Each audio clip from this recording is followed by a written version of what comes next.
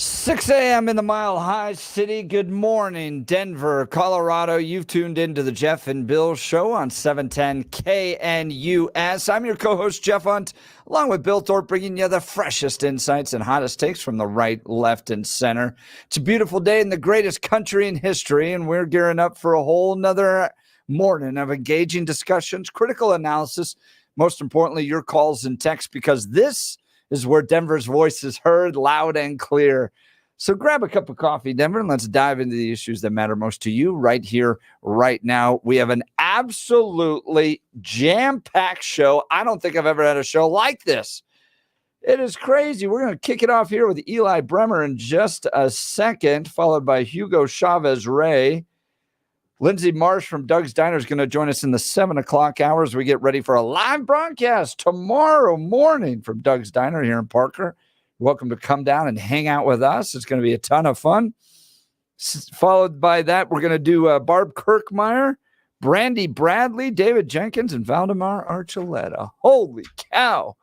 Jam-packed show today. By the way, so Doug's Diner tomorrow. This is at 18595 East Main Street in Parker.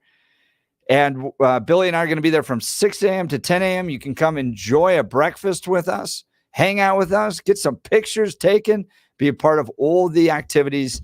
And Deb Flora is going to be back tomorrow. She's going to come by the diner and hang out with us. She's working on a new project. So Deb will be there. Lisa Frizzell, she's running for state senate down there in Parker. She's going to swing by. So you have lots of elected officials, good friends.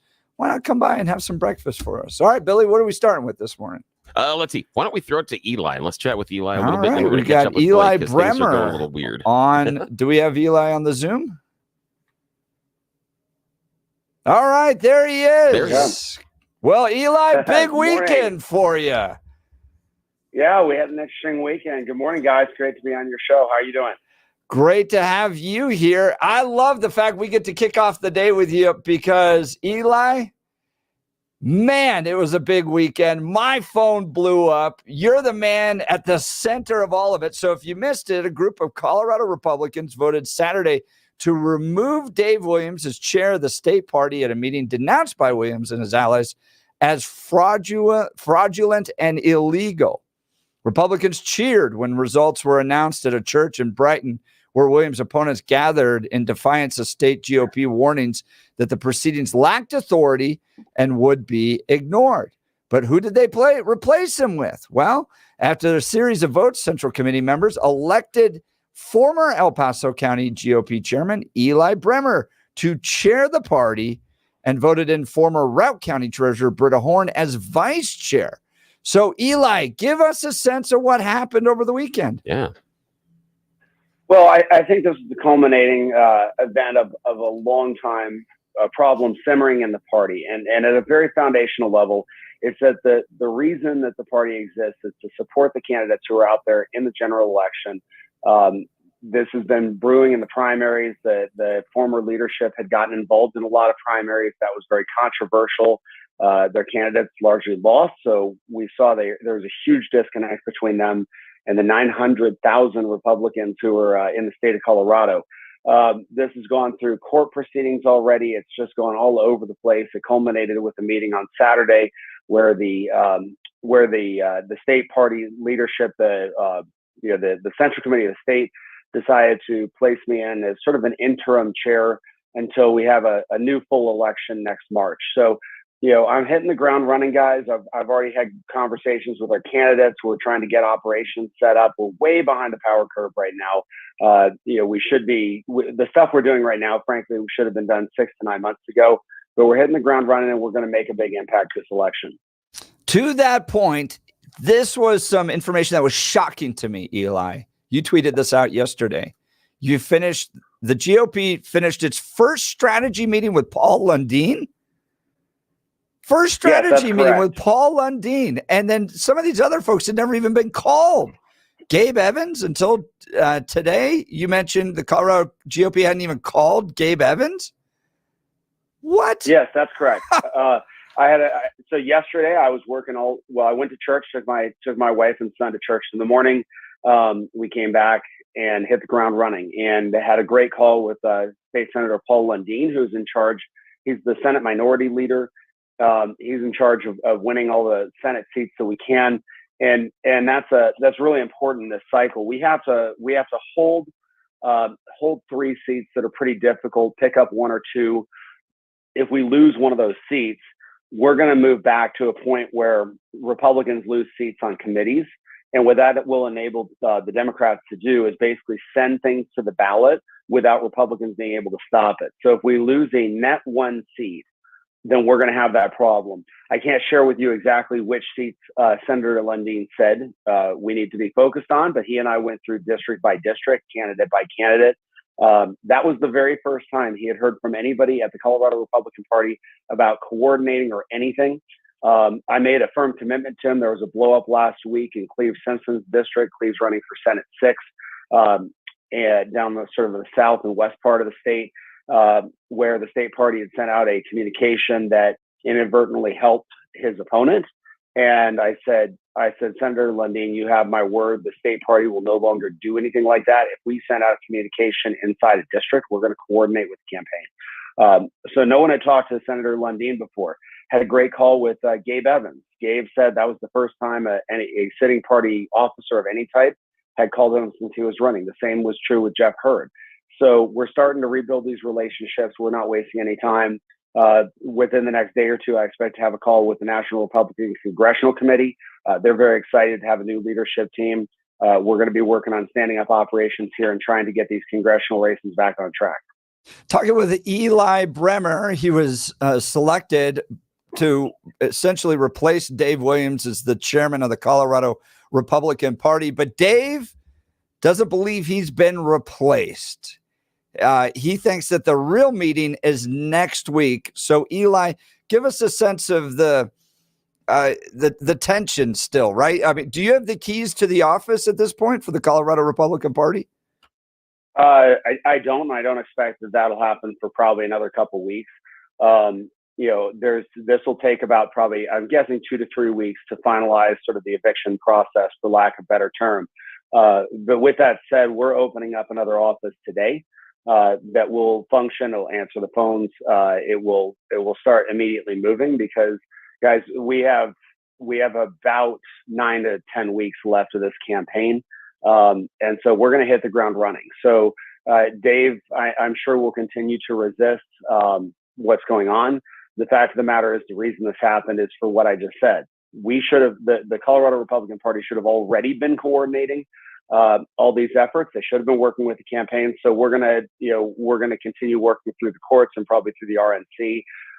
The meeting this weekend was scheduled to be held over Labor Day weekend, specifically to keep people from showing up. It was a parliamentary trick. And at the end of the day, the former officers, they have just continued to use gimmicks and parliamentary tricks. But guys, what really matters is the state party should have been supporting our candidates, not hurting them.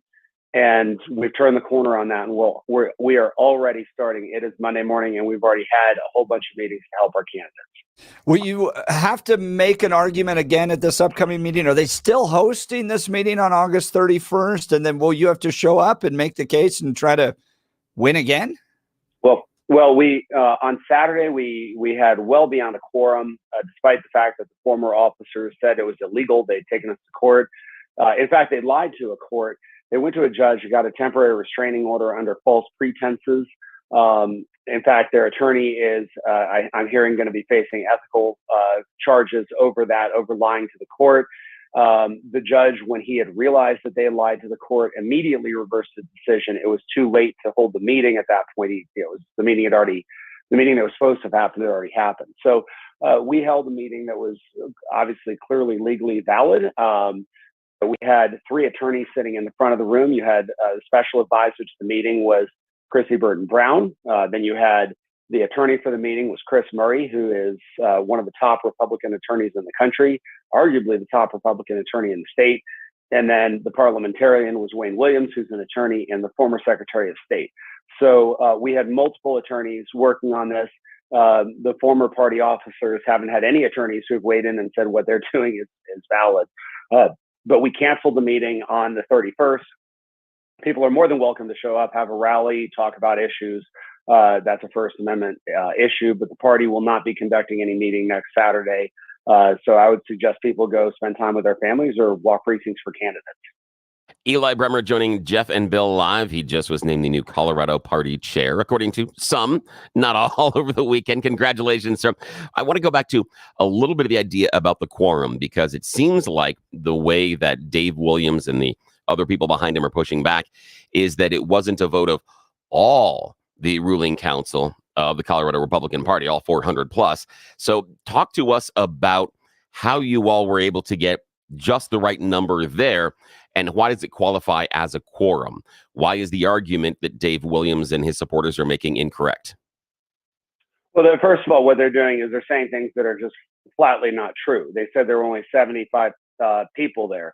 There were obviously a whole lot more than that, but in the according to our bylaws, proxies are exactly the same as people. So you had a whole bunch of proxies there. We had about 182, 183 qualified votes, which is a fairly high attendance rate for a non-traditional meeting, meaning a meeting that's not one of the two scheduled per year. Usually they hold about 2 a year.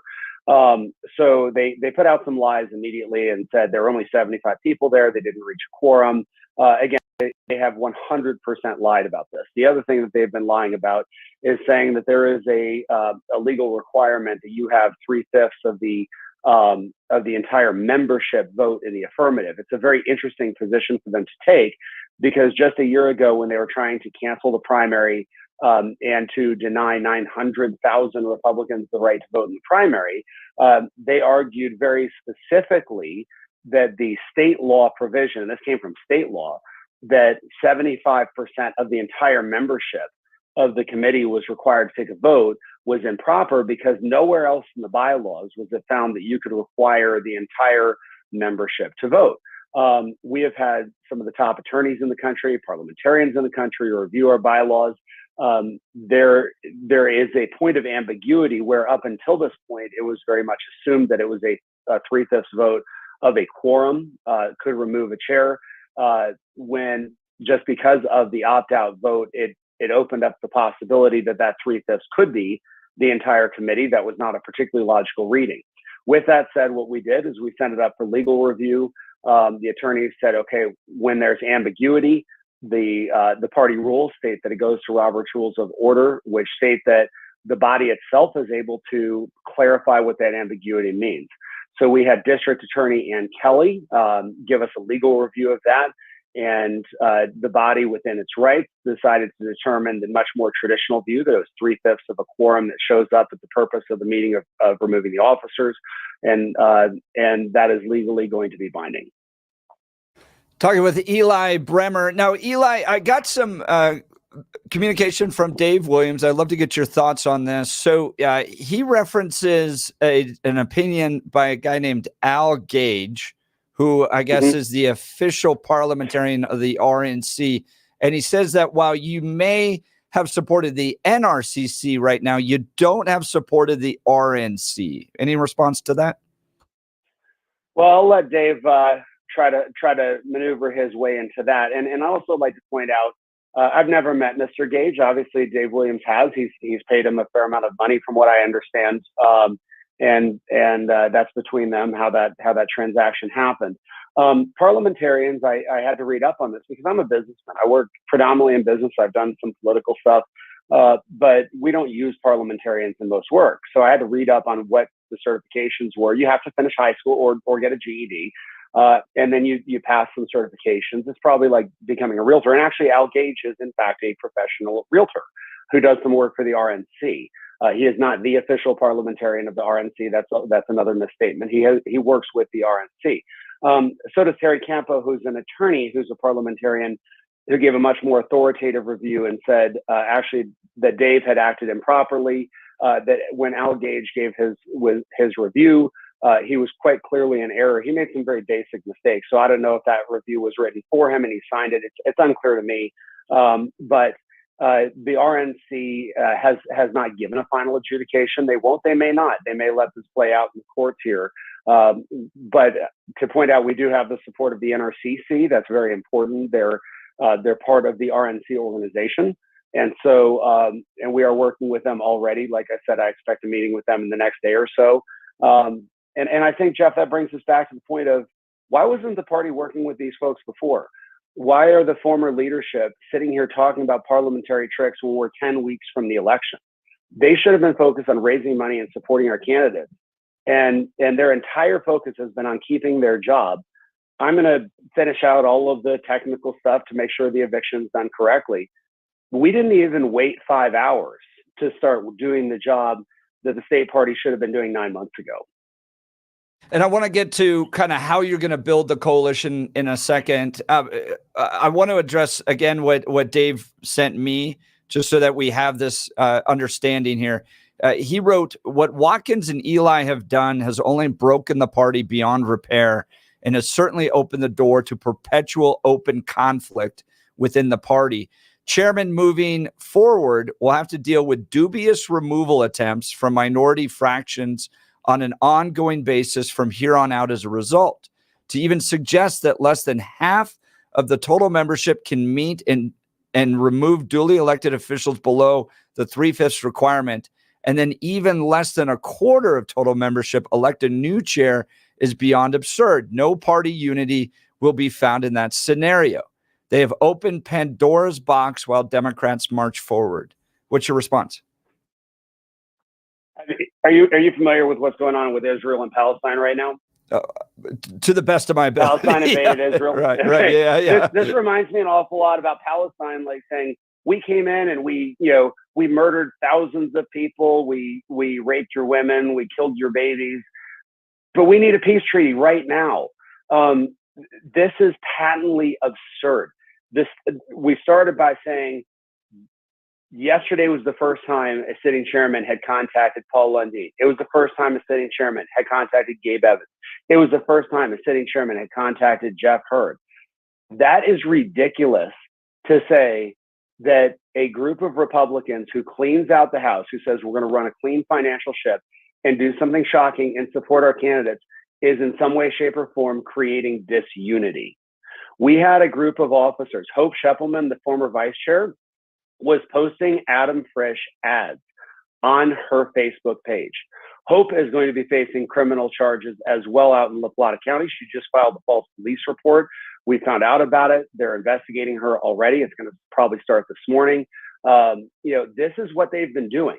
So when you have a group of officers, last week they sent emails out in the Cleve-Simpsons district, Senate District 6 is one of our targeted Senate seats, that absolutely destroyed his campaign. I was talking to Jeff Hurd last week, and he told me that their actions had cost him $20,000 in 1 week because they had donors walking away. Okay, so I'm sorry, Jeff, but when you have a former chairman now who's crying about unity, it sounds about like when Hamas says, oh my gosh, don't remember what we've done to Israel. Yeah, we invaded them and we're holding hostages, but we need a ceasefire before anything else happens. The way Israel is going to have peace is by taking out the corrupt leadership of Hamas. And the way the Colorado Republican Party is now getting to unity is the fact that we've removed officers who have engaged in criminal conduct. And that's going to be a completely separate issue. That's not on our side. Law enforcement's dealing with that. But we are getting right back to the issue of supporting our candidates. So if people want unity, let's get behind our candidates from Donald Trump down the ballot. By the way, Jeff, the very first thing I did as chairman, is I endorsed every single Republican in the state of Colorado because that had not been done either. The party have been attacking our own candidates and refused to endorse them. And I categorically and by name endorsed by name in a bunch of the districts, but categorically and everything else, endorsed all the candidates. That's how you get unity. Eli Bremer selected as the new chairman of the Colorado Republican Party over the weekend. Eli, you spoke with Lauren Boebert. Has she recognized you as the chairman of the Colorado Republican Party? I'll let Lauren speak. We actually had a really good conversation. Lauren and I have had many conversations. I've hosted her for meet and greets and stuff at my house. We enjoy a great relationship. Stop by and see her when I'm in DC. She did call and congratulate me on Saturday night. We talked for quite a bit, actually, probably 20 or 30 minutes about the state of politics in Colorado. And obviously she's in a different position politically. We talked about that her district is a safe district, CD4, and so is Jeff Cranks. So the needs that she'll have, I offered her all of the support of the party for anything she needs. Obviously, her election will look a little bit different. So we have an outstanding relationship. I've always had a very good relationship. And, I pointed out to her that we had endorsed her and she would have my full support.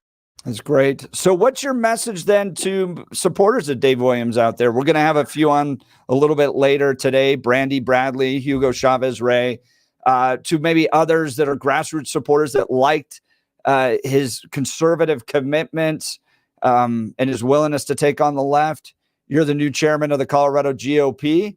What's your message to them to win them over and bring unity to the party? Well, we have a great chance to have unity because the purpose of the Colorado Republican Party is not to hurt our campaigns and campaign against our candidates. It's to support them. And so there is nothing conservative, nothing at all conservative about handing positions over to Democrats. And that is what the Colorado Republican Party have been doing. I would invite all of them to join us in actually fighting for the conservative cause. We need to hold all the seats we currently have in the state Senate and ideally pick up one. That's going to be a knife fight. That's the conversation I had with Senator Lundin yesterday. We need to win the 3rd district. That one, it looks pretty good right now. That's an R+7 district. We got a good, solid candidate. That being said, I promised Jeff Hurd we're going to keep the party from getting in his way. So if former Chairman Dave Williams has supporters that want to join the cause and fight for conservatism by winning at the ballot box, we welcome them on board. Frankly, though, if their way of thinking they're supporting conservatism is hurting our candidates and helping get Democrats elected, that is not support we need.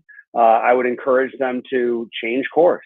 We need to get our candidates elected, whether it's Lauren Boebert or Cleve Simpson or Jeff Hurd or Donald Trump. We need to work for every single one of them, and that had not happened.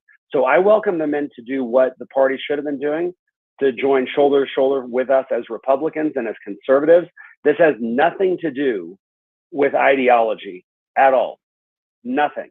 The purpose, and it's in the bylaws, the purpose of the party is to get our candidates elected. Ironically, if you want to advance conservatism, get more Republicans elected. If you want to advance liberalism, hurt Republicans' chance of getting elected, and you'll see the hegemony of the Democrat Party expand, and that is not in the least bit conservative. Well, and to your point on your commitment to conservative values, briefly share with people what you've been doing to protect women's sports. Well, it's funny that the chair of the Democrat Party immediately came out and attacked me. I'm a transphobe. And I said, and by the way, I am very opposed to the chair being the story. The candidate should be the story. But you know what? When the state party chair of the Democrats comes out and attacks me, I said, tell you what, buddy, you name the time, you name the place, anywhere, anytime, I will show up at debate why you believe that men belong in women's sports and in women's locker rooms. And let's have a conversation about that as it relates to Title IX, because there is not a Democrat elected official in the country right now that supports women's rights under Title IX. So I will call out the BS on the Democrat Party that they say that they support women when they can't define what a woman is, number one. And number two, they don't believe that women should have their own sports category. And this is super important. Okay, when we talk about equality, women's rights in the workplace and equal pay and stuff like that, there was an Ernst & Young report about 4 or 5 years ago that said 94% of female executives had competed in organized sports growing up. 94% of women executives, 50% of them had done it in college. My wife is one of those. She was a competitive swimmer. She's now the chair of the county commission in El Paso County, runs a $400 or $500 million budget. If you support equal rights for women, you need to be able to support, number one, that you know what a woman is, and number two, that they should have their rights to sports categories and their own scholarships in college. That is the Republican stance. I polled this. It's a 99.5% Republican position. Unaffiliateds agree with us almost completely. The only kind of folks that you're going to find that don't believe that women should have their own sports category are the same people that are running around in the Democrat Party saying, we support Palestine, and I mean, you see the most ridiculous things like gay transgender people for Palestine, and you're like, hey, y'all know what happens over in the Middle East with people that share your views. I mean, we in America will tolerate lots of different views, but they don't really do that over there. So anyway, I sort of shoved the state party chair back, the Democrat state party chair back in a hole. And interestingly enough, he kind of conceded that one. So I am a national leader on fighting for women's rights in sports. I've helped all around the country. I've been a national voice on that. And that's probably the only issue I will be openly vocal about, because as an Olympian, I'm kind of an authority on it. Eli Bremer selected over the weekend to become the chairman of the Colorado Republican Party. It sounds like, and I'm not an expert in all this, we've got 2 chairs right now. I think they're going to have to work this all out. But Eli, you're willing to join us top of the show. This is going to shape the entire rest of the show. We've got Barb Kirkmeyer coming up. We've got Hugo Chavez-Ray coming up. We have Valdemar Archuleta coming up. We've got Brandy Bradley as well. It's a jam-packed show, but it's all centered around essentially what happened this weekend and the future of the Republican Party. You came on the show, you answered the tough questions. Eli, really appreciate you being on the Jeff and Bill show this morning. You so thank you. All right, thanks, guys. And I ask you and everybody else, let's get back to the business of supporting our candidates. If people call in and they have a problem with what happened this weekend, ask them the question, what was happening? And why is what we're doing right now bad? Is there something wrong with supporting Jeff Hurd, Gabe Evans, Paul Lundeen, and Rose Pugliese? Because that's what this is about. It's not about me. It's not about former Chairman Dave Williams. It's about getting Republicans elected and stopping the Democratic onslaught in Colorado and the United States. Eli, I think you're exactly right. Look, this is bottom line. It's about getting more Republicans in and fewer Democrats. and that's always a good combination. I like that, Matt. It's one of those things where the chairman of the Colorado GOP is essentially the head coach, and like a head coach, you judge them on wins and losses. All the other stuff that comes with it, the personality, the drama. Bottom line, November, we either have more Republicans in, or we have fewer Democrats, hopefully. And that's what you should judge the chairman by. And it sounds like you guys are hitting the ground running, getting out there, building the infrastructure to make it happen. And we'll ask a lot of the same tough questions to Dave Williams' team as well. So, Eli, thanks again for being on the Jeff and Bill show. Best of luck to you. Happy to come on anytime. Have a great morning, guys. Great. Thank you. Again, Eli Bremer selected. It sounds like right now we've got 2 chairmen. Yeah, that's exactly what we have. Only one newsman. Yes. Well, let me know what you think. We're going to have Hugo Chavez-Ray up in a second to respond. Dave Williams offered to come on, but he's got some big personal news coming up. I think he's adding to his family that's here nice. recently. So that's obviously more important. Oh, yeah, definitely. That's going on in politics. So let's check in on the news with Blake Olson. Good morning, Blake. Hey, good morning, Jeff and Billy. Great job right at the top of the hour. Breaking news, 62 and cloudy, expecting a high of 88 today. The 7-10 5-day forecast coming up. Our top story, thankfully, a Good Samaritan in Aurora found a young boy who was missing, and he's reunited with his parents this morning. According to the Aurora Police Department, he was found in the 12,000 block of East Archer Place. Dave Williams has been removed from his position as chairman of the Colorado Republican Party, at least as far as some people are concerned, following a vote by party officials. He's been the focus of controversy and criticism ever since he sent out the email earlier this year saying that God hates flags.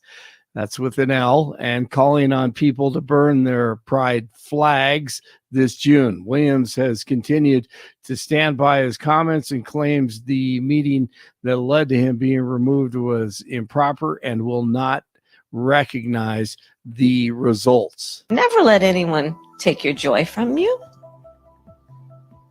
I call myself a joyful warrior, right? Never let anyone take your joy from you.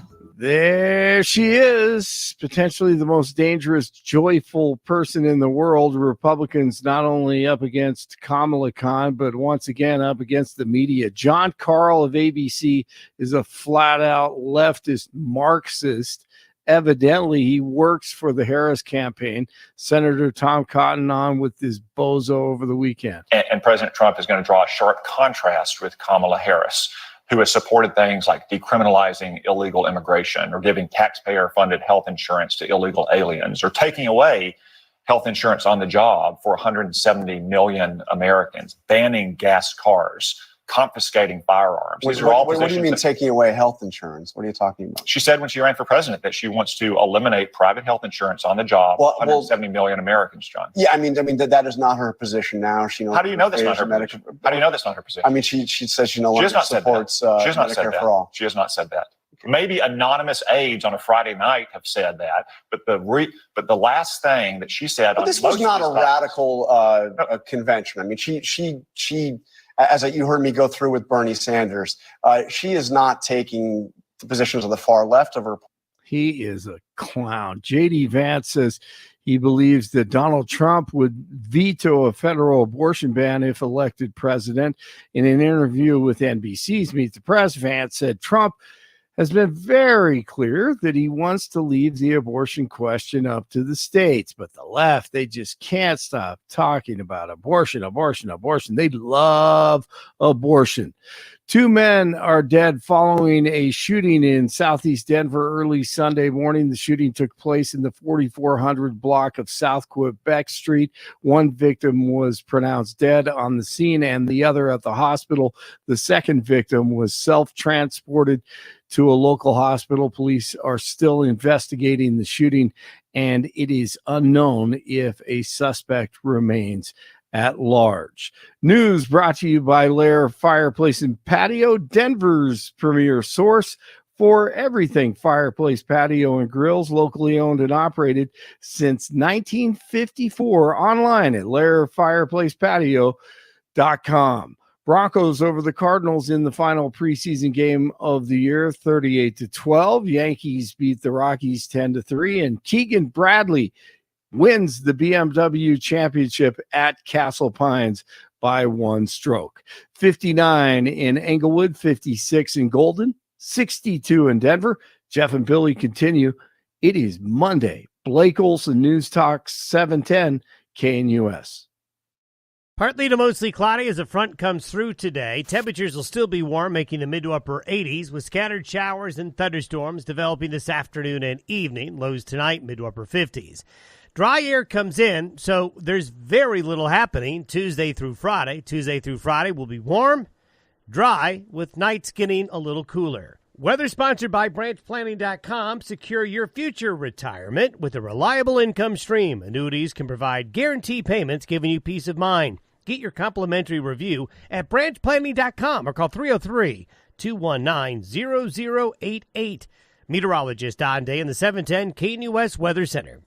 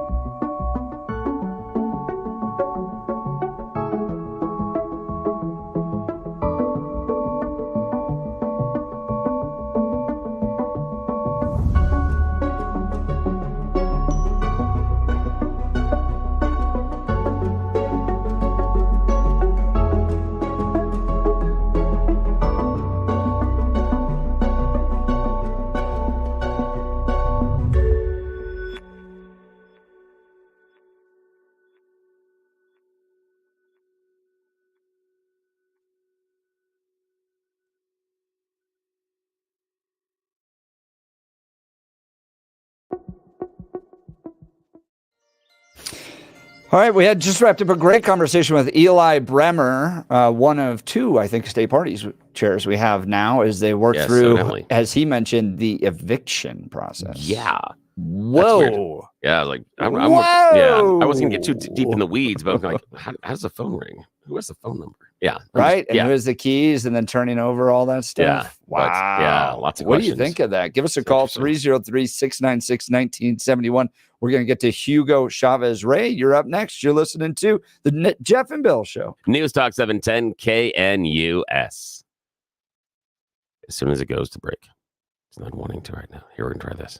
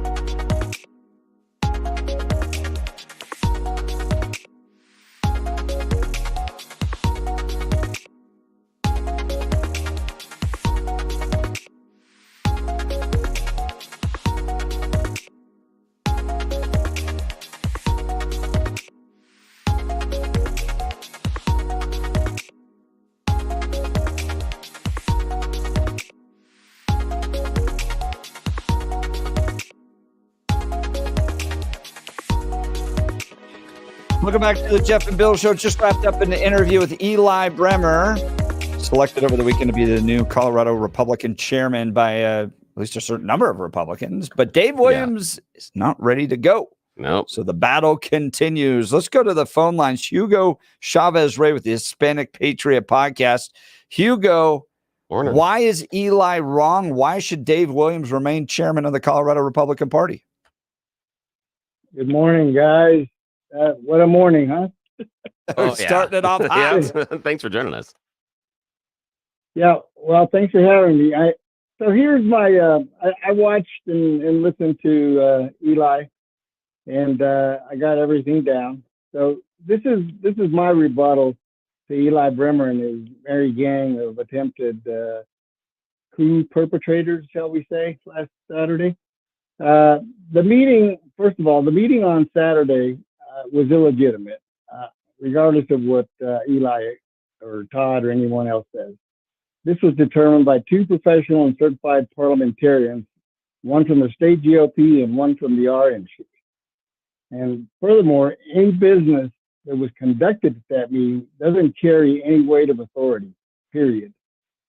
So myself, as a duly elected member of the State Central Committee, I do not recognize any of those elected officials, hard quotes on that, from that sham meeting where 77 disgruntled individuals showed up to perpetrate their fraud. And they were carrying 104, shall we say, questionable proxies from various parts of the state.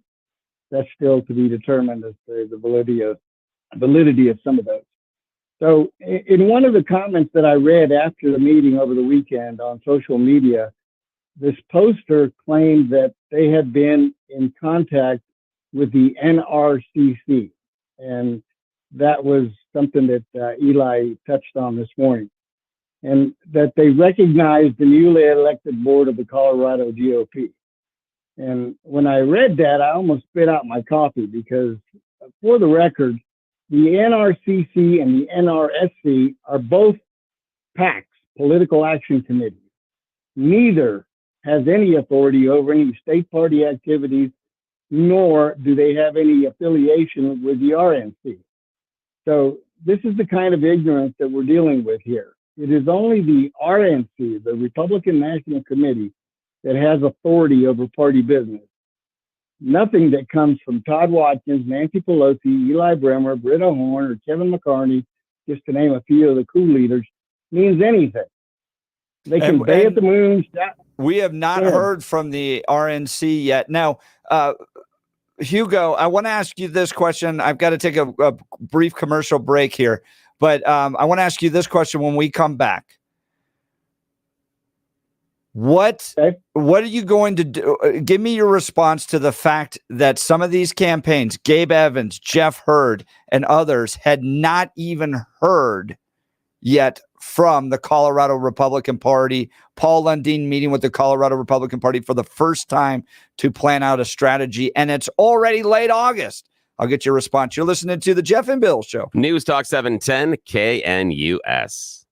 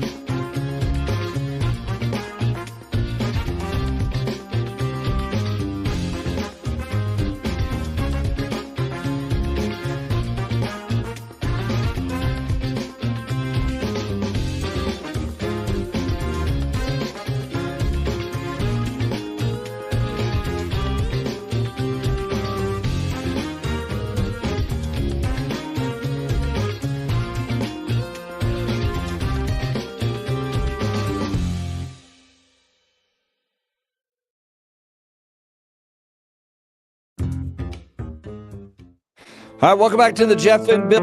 All right, Hugo Chavez with the Hispanic Patriot podcast. What do you say to Eli Bremer's claims that the state party had not outreached to Gabe Evans, Jeff Hurd, had not worked with Paul Lundeen to build a strategy to win state Senate seats? What do you say? Well, to my knowledge, that is an absolute lie. So I can't speak for the party because I'm not here to speak on behalf of the party. What I am here to do is speak on behalf of a coalition that I'm a part of that is fighting this attempted coup from Eli and his group. So on that issue, I will simply just say I believe that's a lie. So we can leave it at that, and some other folks can comment and weigh in on that. But to get back to the issue of the Saturday meeting, basically what they've done is they've twisted themselves into a pretzel trying to make this thing legitimate. For example, on the issue of the bylaws and what constitutes a legal vote or a quorum or whatever, here's what is really the fact, okay? They basically, I was at the meeting, by the way. The body, so to speak, before they started their vote, they needed to lay the groundwork by interpreting Section D1 of Article 5 of the Colorado GOP bylaws. And they did that to fit their false narrative before taking their vote. So in that clause, it states as follows. Any elected officer of the CRC may be removed from office at any time for whatever cause the CRC may deem sufficient by a vote of 3/5 of the entire membership of the CRC eligible to vote at a meeting called for that purpose. So the question is about the proper application of this bylaw, as outlined by the chairman of Bylaws Committee, Mr. John Fielding, whom you may know, attorney from Parker, and he states as follows. The question has arisen about the proper application of this bylaw. The specific issue concerns the effect of the language at a meeting called for that purpose. That line right there is critical. For some SEC members appear to interpret this language as being part of the qualifications of the people who can vote on removal, and 3/5 of such people can carry out the removal. Alternatively, the language could merely describe the occasion at which a valid removal vote may occur. Yeah, Hugo, I understand that. Hey, I'm sorry to interrupt, but the issue being, I mean, we're arguing minutia at this point. And what I'm kind of looking at, and the question I've got for you, I understand there are different interpretations about a single bylaw, and we're talking about whether or not this is legal. But I want to know about Eli's point about the primary. Eli made a point when he was talking with us that the party, for the first time ever, endorsed a slate of candidates during the primary. Those candidates overwhelmingly lost. Does Eli have a point that this shows party leadership is out of touch with what the voters want? Is he correct about that? No, and I will point out that we basically had about a 15% turnout in the primary from registered Republicans. So the fact that, you know, whatever number lost out of the primary is somehow the party's fault, I find ludicrous, because nobody's talking about the low voter turnout. Well, Why did only 15% Hugo, hang on a of the sec, entire though. body? But Hugo, isn't it the party's job to get people elected? Right now, what I'm hearing is, well, a lot of other people came in and voted, and obviously we can't win. That's what's going to happen in the fall. The idea of saying, well, you know, if only we had Republicans, then we could win. I bet if we only had Republicans voting this fall in Colorado, all the Republicans would get elected. Skipping over. No, Okay, I'm not skipping over it. No, what you're doing is you're sitting there saying, well, some Republicans voted for him. I'm telling you that the slate that was endorsed by the party failed. Isn't that an issue? Shouldn't that cause you pause about what's our strategy going ahead in the fall? If the list that we picked did so badly, are you picking losers? That's what I'm trying to ask you. I don't ascribe that entirely to the state party. There's a variety of reasons for that result. So to basically come out and make a blanket statement that because only X amount of candidates that the party supported won their primaries, that it's somehow entirely their fault. So that's my take on that. I don't believe that it is. Do they have some responsibility? Sure, but they don't have. Now, Hugo, we're up against the end of the hour here. Last quick question: if this all turns out and Eli Bremer is the new chairman of the Colorado Republican Party, are you willing to work for the Colorado Republican Party to help get Republicans elected? Can you cross that bridge and build unity and get behind Eli? Well, we'll have to cross that bridge when we come to it. But here's the bottom line. The meeting this Saturday is the official meeting. All section committee members have been called upon to attend that meeting, and it is a legitimate meeting where all party business will be handled at that point. And also, all the officers have already stated clearly that they will abide by any results of Saturday's meeting. So that's where we are. Hugo Chavez Ray with the Hispanic Patriot Podcast. Thanks so much for being on the Jeff and Bill show. We'll continue with Barb Kirkmeyer in the next hour. The heated conversation on the future of the Republican Party continues. You're listening to the Jeff and Bill show. News Talk 710 KNUS.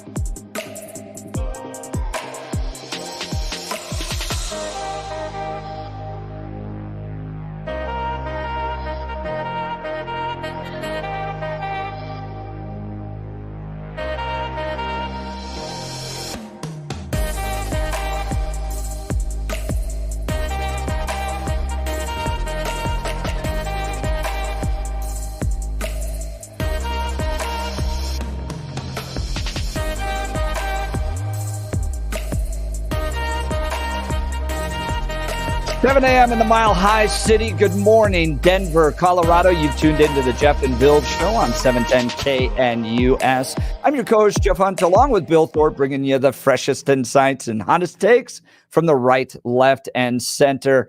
It's a great day to be living in America, and we're gearing up for a whole nother hour of engaging discussions, critical analysis, and most importantly, your calls and texts, because this is where Denver's voice is heard loud and clear. So grab a cup of coffee, Denver, and let's dive into the issues that matter most to you right here, right now. Coming up this hour, we're going to talk with Lindsay Marsh about our live broadcast tomorrow at Doug's Diner. You're not going to want to miss that from 6 a.m. to 10 a.m.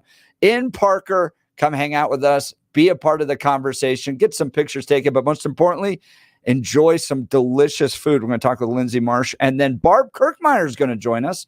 She's a Colorado State Senator that was part and active in what happened over the weekend in replacing, and I put replacing in quotes because I don't know what's happening right now. Yeah, no clue. We have a meeting that's been called on Saturday that is supposed to be the real meeting, but then the people that just got selected canceled the meeting, and so we have two chairmen that are battling it out. I think it's going to have to go to the courts. Dave Williams still has the keys to the office. Eli Bremer believes he is entitled to the keys to the office. So this is crazy, and it's all coming down to interpretation of a bylaw. That's exactly right. That is what it's coming down to as far as who's guess got the who's power. having the conversation, 710 KNUS. So you're going to want to stick with us through the entirety of the show, because in the 8 o'clock hour, Brandy Bradley, who is supportive of Dave Williams, is going to join us. And then Valdemar Archuleta in the 9 o'clock hour is against Dave Williams. He's going to join us. So the conversation continues. You're going to get both sides. You're going to be well informed on 710 KNUS today. So got a great hour coming up for you. Let's check in on the news with Blake Olson. Good morning, Blake. Hey, good morning, Jeff and Billy. Those doggone bylaws. 63 and cloudy, expecting a high of 88 today. The 710 5-day forecast is coming up. Our top story. That is ridiculous to say that a group of Republicans who cleans out the House, who says we're going to run a clean financial ship and do something shocking and support our candidates, is in some way, shape, or form creating disunity. Eli Bremer, the new chairman of the Republican Party, reportedly on with Jeff and Bill last hour. Dave Williams has been removed from his position as chairman of the Colorado Republican Party following a vote by party officials. He's been the focus of controversy and criticism ever since he sent out an email earlier this year that called on people to burn their pride flags this June. Williams has continued to stand by his comments and claims the meeting that led to him being removed was improper and will not be recognized. Bremer is moving forward. Had a great call with Gabe Evans. Gabe said that was the first time a sitting party officer of any type had called him since he was running. The same was true with Jeff Hurd. So we're starting to rebuild these relationships. We're not wasting any time. Within the next day or two, I expect to have a call with the National Republican Congressional Committee. They're very excited to have a new leadership team. We're going to be working on standing up operations here and trying to get these congressional races back on track. From local to national, the White House says President Biden is closely monitoring developments after Israel and Hezbollah traded military strikes. Hezbollah struck first. A National Security Council spokesman said the U.S. continues to support Israel's right to defend itself. The Pentagon ordered 2 U.S. Navy carrier strike groups to remain on standby in the Middle East. Caitlin Collins of CNN, she's from CNN, an anchor, and she's out of her mind. So is James Carville. They were on Bill Maher over the weekend, and Collins, carrying the water for Kamala Khan, says former President Trump doesn't want to debate her. I think we can get there. I think the debate on September 10th is going to be so consequential, and it's going to have an audience that we can't believe, because what does America love? A train wreck. And they had one on June the 27th, and they want another train wreck. I agree on that. Do you guys have that debate? It's ABC debate. ABC debate. If it happens, I still think it's an open question. Really? Trump's going to go. He's got to. You think that Trump is going to pull out? I think Trump is nervous about it. I think Trump, I talked to a lot of sources in his world. I think he has really struggled with it. It's not just a narrative or a talking point from Democrats. He really has struggled with how to combat her. And I think going into that debate, he does not really want to do it. I think it's difficult, if not impossible, for him to pull out because his campaign manager had cards printed that said anywhere, anytime, any place for President Biden, and it would look weak. But I don't think he's looking forward to it at this point. Maybe part of it, if he does, it's because of you and the media. One-sided, he's fighting the media, and of course, Harris, probably more the media. J.D. Vance says he believes Donald Trump would veto a federal abortion ban if elected president. In an interview with NBC's Meet the Press on Sunday, Vance said Trump has been very clear that he wants to leave the abortion question up to the states, but they just go back and forth. They just cannot stop talking about it. An off-duty Arvada firefighter is dead following a crash on Sunday. Kyle Trombley, a 13-year veteran of the department, was off duty at the time of the motor vehicle crash. Circumstances of the crash were not known. Trombley most recently served out of Station 1, where he had been since January of 2023. 2 men are dead following a shooting in southeast Denver early Sunday morning. Shooting took place at the 4400 block of South Quebec Street. One victim was pronounced dead on the scene and the other at the hospital after the second victim was self-transported to a local hospital, and police are still investigating the shooting, and it is unknown if a suspect remains at large. Dr. Anthony Fauci is expected to make a full recovery after being hospitalized for the West Nile virus. He's 83 and he's out of the hospital and at home recuperating. And my new favorite jam on social media from @RealJoelFisher, and it's FISCHER. All the Democrats, all they did was talk about Trump at the DNC, Donald Trump, Donald Trump. They don't have a platform. All they can do is rip Trump and try to destroy him. And thank you very much for the branding. Donald Trump. Donald Trump. Donald Trump. Donald Trump. Donald Trump. Donald Trump. Donald Trump. Donald Trump. Donald Trump. Donald Trump. Donald Trump. Donald Trump. Donald Trump. Donald Trump. Donald Trump. Donald Trump. Donald Trump. Donald Trump. Yeah, that'll get your Monday going. Broncos over the Cardinals in the final preseason game of the year, 38-12. The Yankees beat the Rockies 10-3. Keegan Bradley wins the BMW championship at Castle Pines by 1 stroke. It's 59 in Arvada and 60 in Lone Tree, 63 in Denver. Jeff and Bill continue. It's Monday. Blake Olson, News Talk 710 KNUS. Partly to mostly cloudy as a front comes through today. Temperatures will still be warm, making the mid to upper 80s, with scattered showers and thunderstorms developing this afternoon and evening. Lows tonight, mid to upper 50s. Dry air comes in, so there's very little happening Tuesday through Friday. Tuesday through Friday will be warm, dry, with nights getting a little cooler. Weather sponsored by branchplanning.com. Secure your future retirement with a reliable income stream. Annuities can provide guaranteed payments, giving you peace of mind. Get your complimentary review at branchplanning.com or call 303-219-0088. Meteorologist Don Day in the 710 KNUS Weather Center.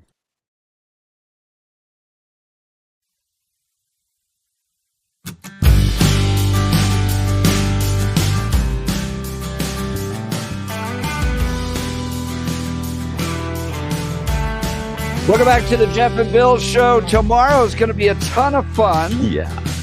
You and I, Billy, are going to be down with the whole KNUS team down at the Doug's Diner. Yeah, the one in Parker. Yeah, It'll be awesome. 18595 East Main Street, Parker. Yeah. We're doing a live broadcast from 6 to 10.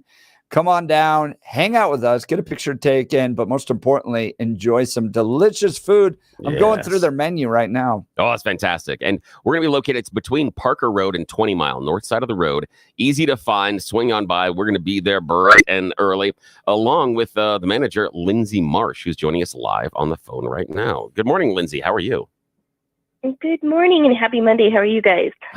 We'd be much better if we were at Doug's Diner having breakfast. I was looking at your menu Honestly. going, tomorrow's going to be awesome. Yeah, it's a problem with just choosing one thing. So for breakfast, if you're kickstarting it, Lindsay, what do you like on the breakfast menu? What's kind of the thing that you think is the best way to start the day?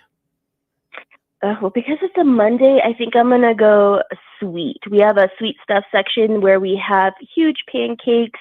We have crepes, hot cakes, the Belgian waffle. And then something that's really cool is one of our regulars named Chuck. He said, I want more blueberries. I want more chocolate chips. So we actually added something on there called Chuck It Up, where you get triple the amount of blueberries and chocolate chips. And he always brings a smile to our face when he yells, "Chuck it up for me, please."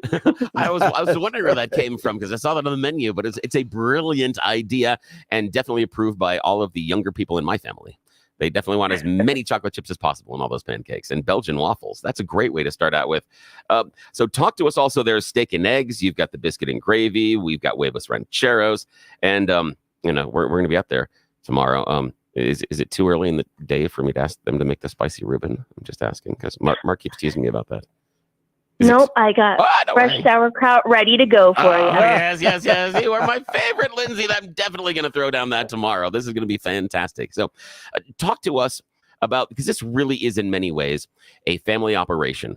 It's your father that owns the operation, took over from the original Doug and leaned into the idea of natural ingredients, locally sourced ingredients, and that home style type of a menu. The things that you would find if you had a grandmother that was a really good cook or a mom, dad that was a really good cook, things that that stick to your ribs.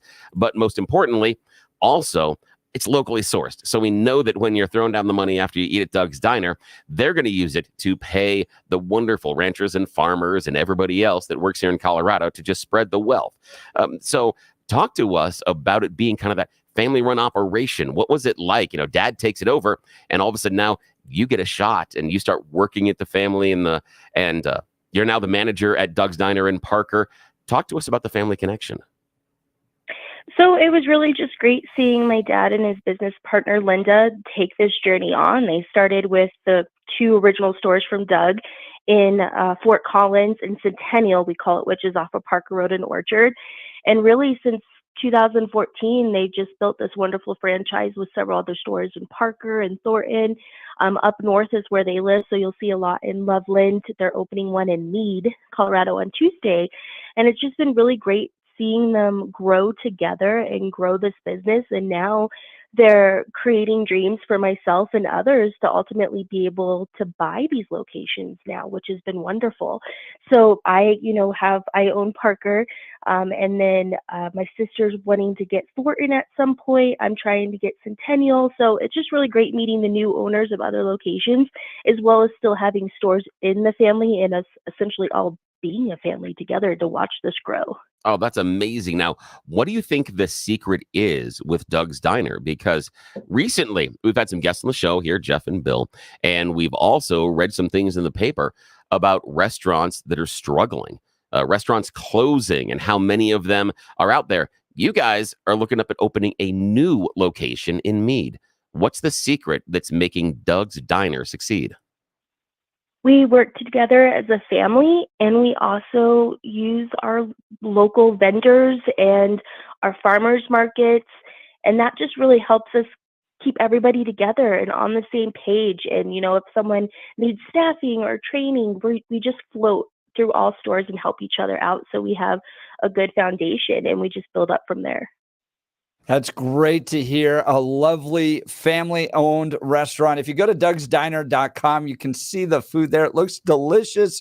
Now, for those of us that, need to take the edge off of Tuesday, it looks like y'all have some Bloody Marys there, huh? Some champagne, too?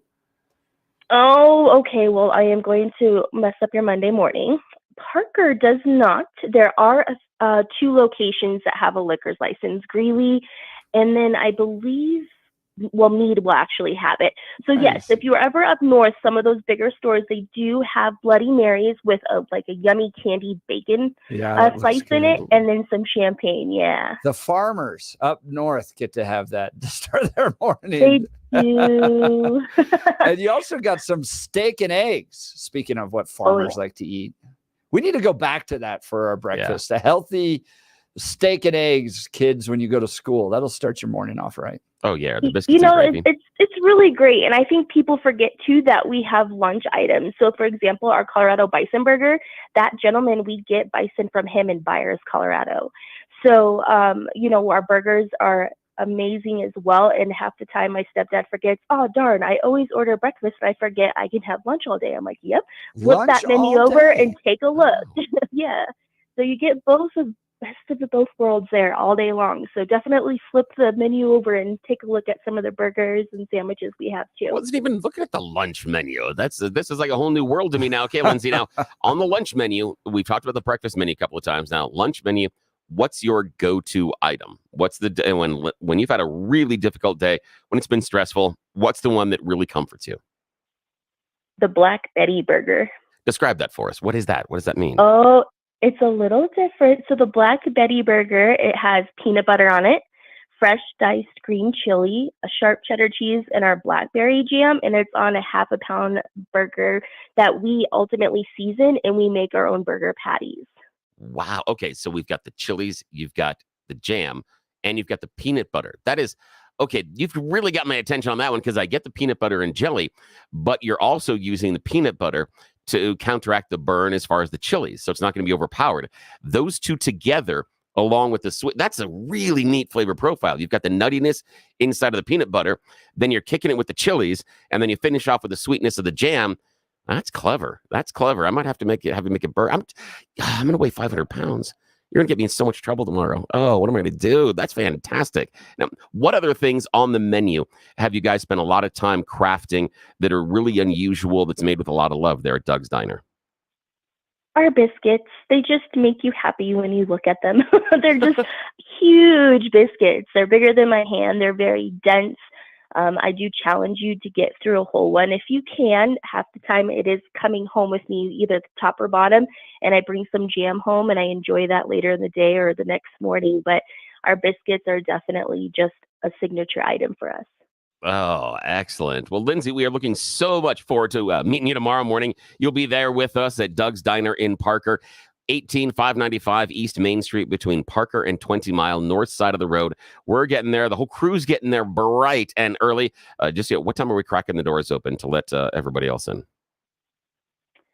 6 o'clock. Hey, right when we start, 6 o'clock. So you got to get there early in order to get a seat. And I've heard I have not been to that location, and I've heard it's a wonderful, wonderful place where very, very open, great seating, not going to be blocked by any columns or anything else. And they said it has a wonderful family feel, is what the guys that came out there the other day and looked at it. They said it's a really cool location. So I'm really excited to meet you and see everybody there. Yeah, it's going to be a great time. I can't wait. And we're just going to have a wonderful morning with all of our locals and you guys. All right. Lindsay Thank you. Marsh, manager at Doug's Diner in Parker, where Billy and I will be tomorrow morning, 6 a.m. to 10 a.m.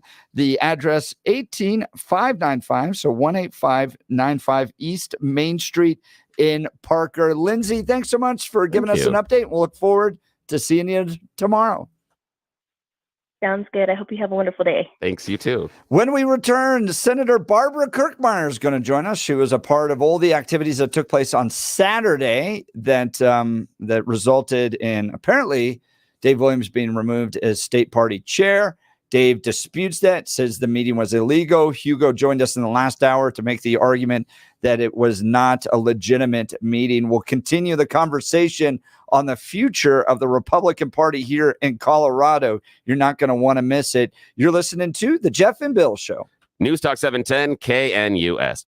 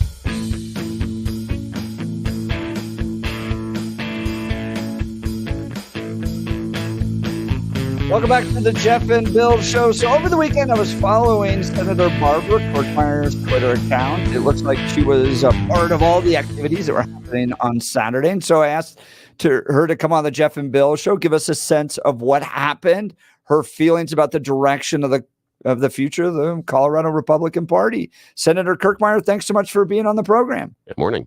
Absolutely. Thank you for having me. So give us your sense. What do you think? Good direction for the future of the party? Yes, absolutely. I mean, I actually felt like people were coming together. You know, there was a sense of unity, a sense of pride, a sense of, look, we're going to get back to what the party is supposed to be doing, which is, number one, get Republicans elected, but also work to grow our party, put out a message of, of unity, but also a party that focuses on just a new and better future for Colorado. We have not been there for a long time now. Now, you're in a very unique position because while we had other folks on that are defenders of Dave Williams earlier, and we've had Eli Bremer on, your job's kind of at stake. If you don't get the state party chair right, all of a sudden you could have problems in your own race, your own career down at the state capitol. And one of the things that I saw Eli Bremer tweet that I found just kind of shocking was that Paul Ledeen and the state party had not been working. Now, Paul Ledeen is the Senate minority leader, so he's kind of the top Republican in the Senate down there. Is that true that the state party and the state Senate Republicans had not been coordinating, working together to win some elections this fall? That is completely my understanding. And I will just give you an example of my own race. So yes, I'm up for re-election this year. And in my primary, where I went through the assembly, I was top line, like by a lot, top line. And Dave Williams and the state GOP endorsed my opponent, who ended up losing by, I got 72%. So she ended up losing 72 to 28. Wow. Let's just say it was 30. Let's just say it was 70-30, just rounding it off so everybody can figure it out real quick, by 40 percentage points. That's how much she lost by. Well, and the state GOP never contacted me and said, hey, how can we help you out? They never asked anybody in leadership in my Senate district, because we all have our own district assemblies and organizational meetings and such. Never asked anybody there. Didn't ask my party chair in Weld County who they should endorse. They just went out and endorsed my opponent. And then have not coordinated with you since then to win. I understand it's one thing to have a primary opponent, but then to not have your primary opponent win. Okay. Now let's get on the same team. Let's go out there. Let's defeat the Democrats. Since you won that primary, had Dave Williams and the state party outreach to you to put together a plan to get you across the finish line? Dave Williams hasn't. I would say that the vice chair sent out emails trying to get everybody to attend candidate forums. But seriously, why would I do that? They've already proven that I am not their candidate, that they aren't going to, they didn't endorse me and they're not going to support me. Why would I do that? I don't trust who was in former leadership in our party, because look what they've done. I mean, they went out against Republicans in primaries. And they went out hard in some cases. Look what they did with Jeff Hurd. Look what they did with Gabe Evans. These are 2 seats must have. And they go out and put out horrible messages about them from our party, about another Republican. Now, how are we supposed to recover from that? That's ridiculous. That is ridiculous. And that's probably an indication on why the NRCC was quickly to jump in and say that Eli Bremer was the new chairman of the GOP. Now we asked Eli whether or not Lauren Boebert had recognized Eli Bremer as the new chairman of the GOP. It doesn't sound like that has taken place yet, but do you recognize Eli Bremer, Senator Barbara Kirkmeyer, as the chairman of the GOP? Absolutely. I nominated him and I was there to vote for him. And it was my understanding on Twitter, I thought Lauren Boebert had called Eli Bremer, but that's what I thought I saw on Twitter, but I don't know for certain. Yeah, I think the phone call did take place, but whether or not fully recognizing, I'm not quite sure yet. So me neither. So, but absolutely. I mean, we had a state central committee meeting for our leadership to think that the body, the state central committee, could not call a meeting is ridiculous. We all know that the body can call a meeting. We had our meeting, we called the meeting, we followed our bylaws. We had an attorney there, the person who was Chris Murray, who had been our former attorney for the state GOP. He was there. We had Wayne Williams there, our former Secretary of State. He was there as a parliamentarian and ensuring that the election was running smoothly, and it did. It was very obvious. I mean, so yes, we had everyone there to make sure that we had a sound, legal state central committee meeting, and we followed our bylaws, and we did what we can do as a state central committee meeting. So the chair is not the only one who can call the meeting. Eli Bremer mentioned in the 6 o'clock hour he has canceled the upcoming Saturday meeting, this upcoming Saturday, which is the one that Dave Williams and others had originally called.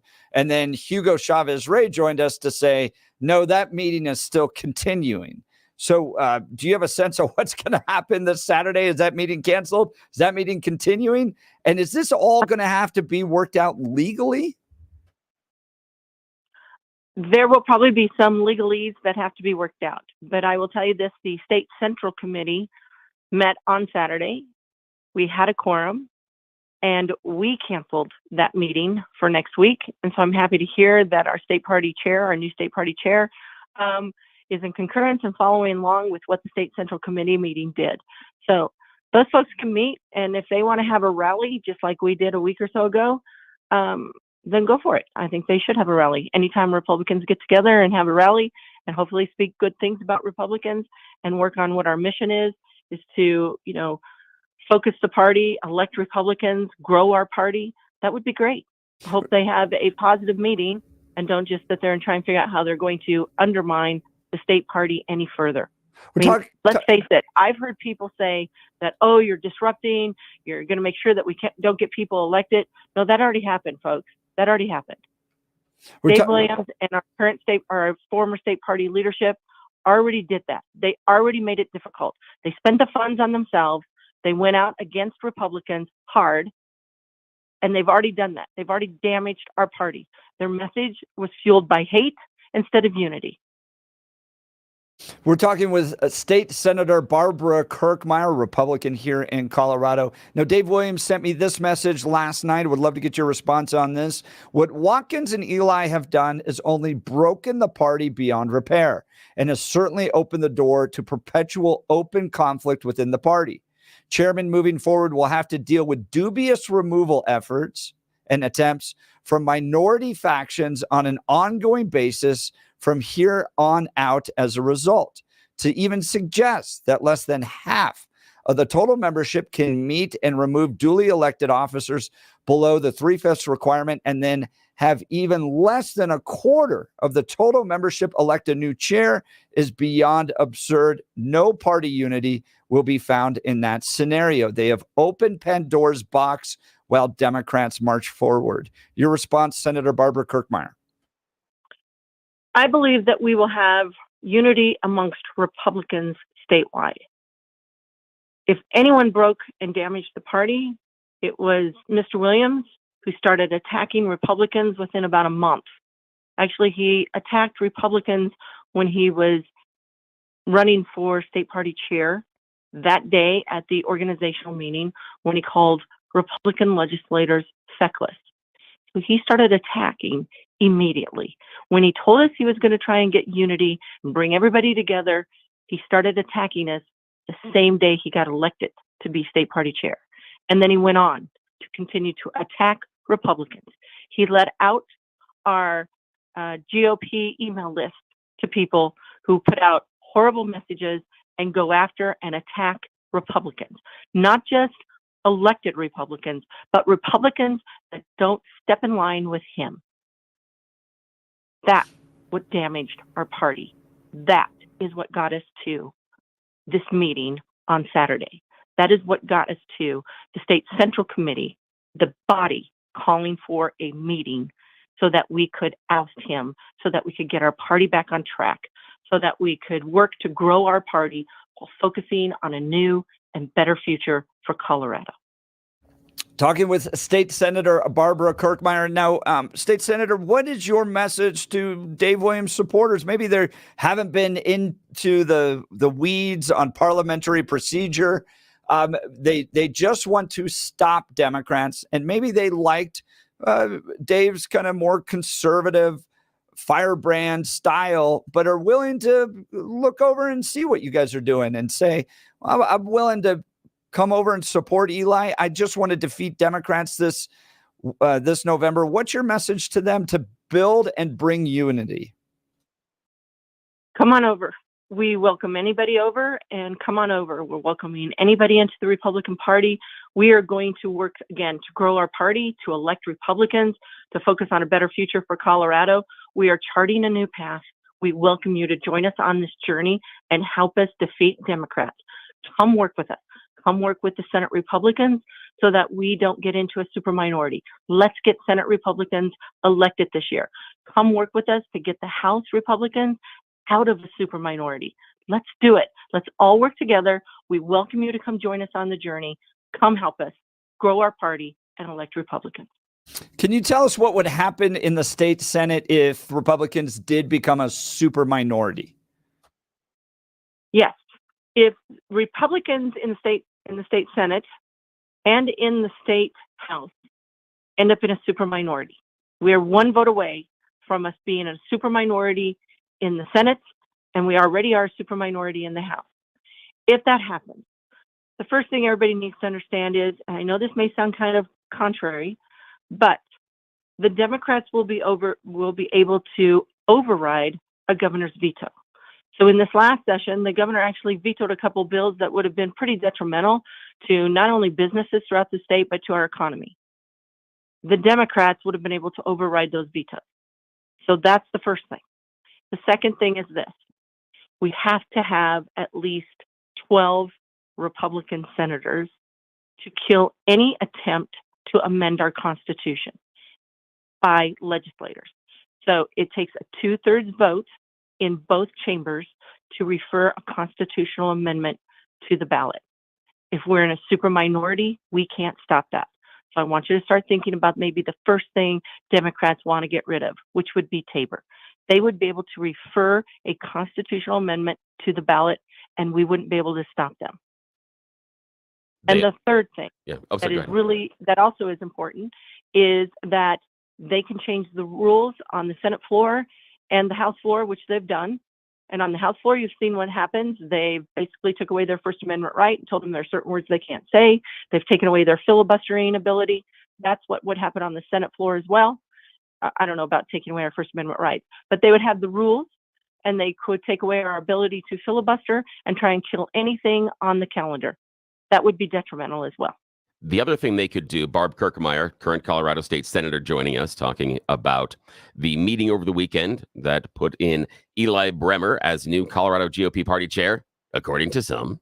Other party chair, Dave Williams, disagrees. The other thing that if they were in a super minority, you wouldn't be able to stop would be using taxpayer funds for abortions. That's what the ballot measure that they're running this year is about.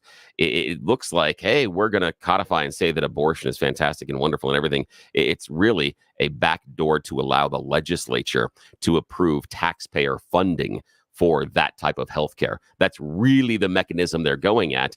And if you guys are in a super minority, you can't do anything about it. And they're going to get everything that they want. It's a little scary. What I want to ask you, Barb, is what about all this rigmarole about the bylaws?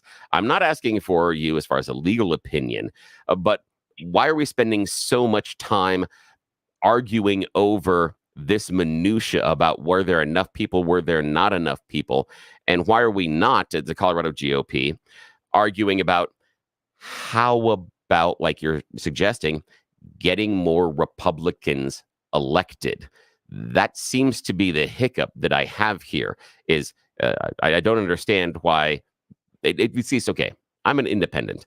It seems to me like at the core, they're members of the GOP that really don't want to win. Why are we arguing over this minutia and not arguing over the idea of winning? Great question, and I would suggest you pose that to Mr. Williams and the former leadership of the party. But right now, at our discussions on Saturday of the State Central Committee, we weren't arguing over the bylaws. We went through and did and followed our bylaws appropriately. We had, like I said, we had attorneys there. We had a former Secretary of State there. So we did not argue over our bylaws. We followed our bylaws, did what we can do as a State Central Committee, and we are ready to move forward and get Republicans elected. So I would say that is the first step on this journey. Is now we have a leadership that is a leadership in our state party that is focused on getting Republicans elected and charting a new course. And I'm telling everybody, come join our journey. We're going to get this done. Now, also, Barb, other thing from the Dave Williams side, they're just saying that this is about sour grapes. Things like, okay, Dave endorsed your opponent, and other examples. Dave was involved in a race in which he lost. So what Dave is saying, and some of his supporters, and I don't want to put words in his mouth, I'll say the supporters are saying that this is just sour grapes from people who really just want to be in charge and don't like some of the decisions, but they don't necessarily have a plan to go forward and win. How do you respond to that? We do have a plan. I think Mr. Bremer, Eli Bremer, has demonstrated that he has a plan. He's already hit the ground running. He's already talked to candidates that haven't been spoken to by Mr. Williams. But it's not about sour grapes. If it was about sour grapes, we wouldn't have had 100 and whatever it was, 70 folks or so saying that they're done with Dave Williams. That's not what it's about. You know, the state GOP is supposed to use their funds to support all Republicans.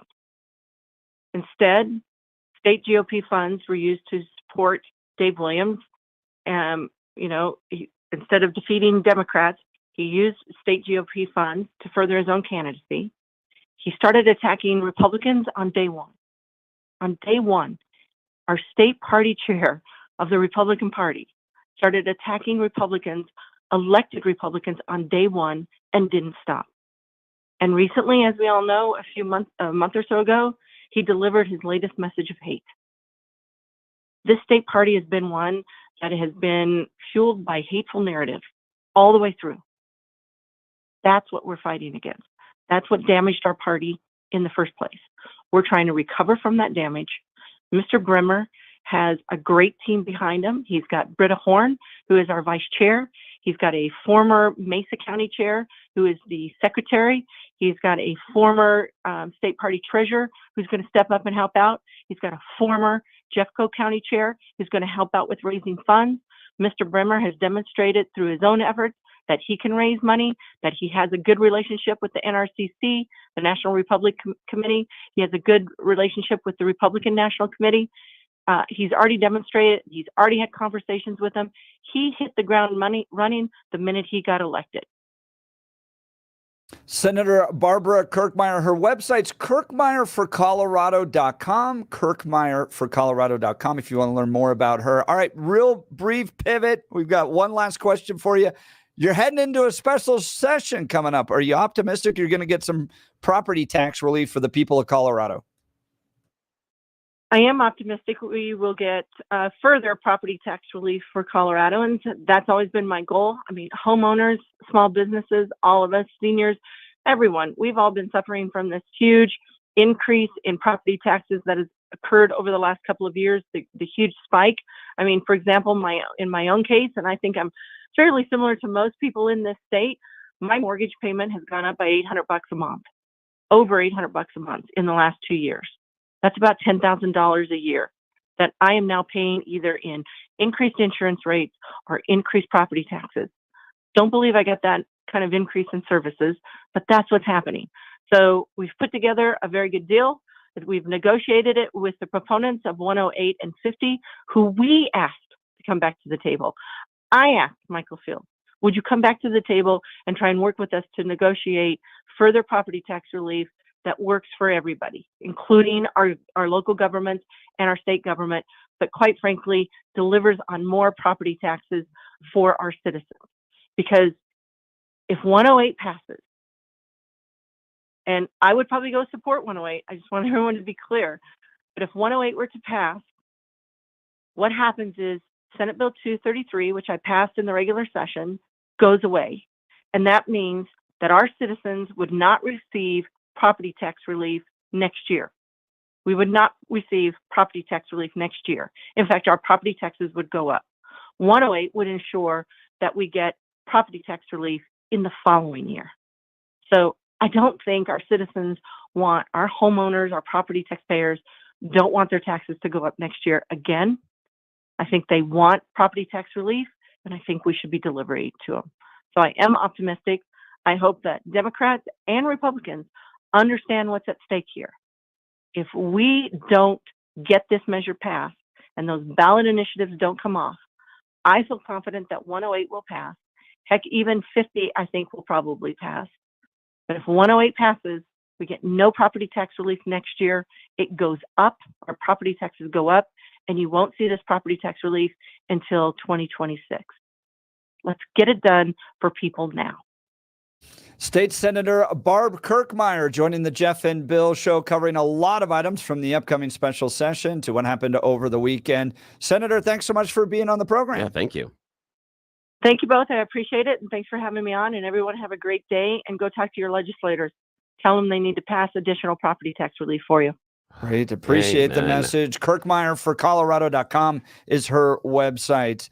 We're going to have this kind of back and forth all morning. Yep. Brandy Bradley joining us in the 8 o'clock hour on her position. And in addition, she made a lot of news, international news.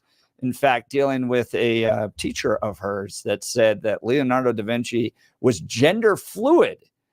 And Mona Lisa was an example of his gender fluidity. I'm not making it up.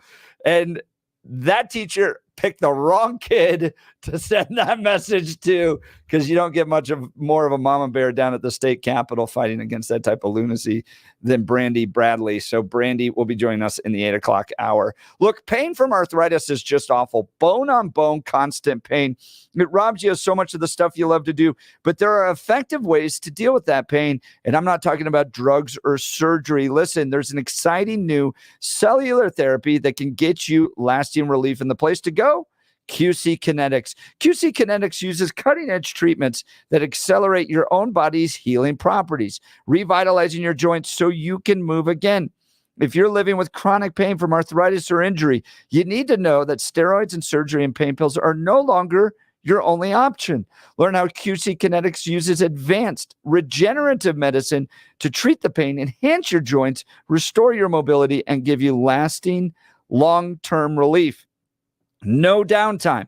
The local medical professionals at QC Kinetics are ready to help you get your life back with regenerative, restorative cellular treatments for your achy joints. This is the future of medicine. Call for a free consultation now, 303-900-8986. That's 303-900-8986 with locations in Aurora, Superior, Colorado Springs, and Highlands Ranch. You're listening to the Jeff and Bill Show. News Talk 710 KNUS.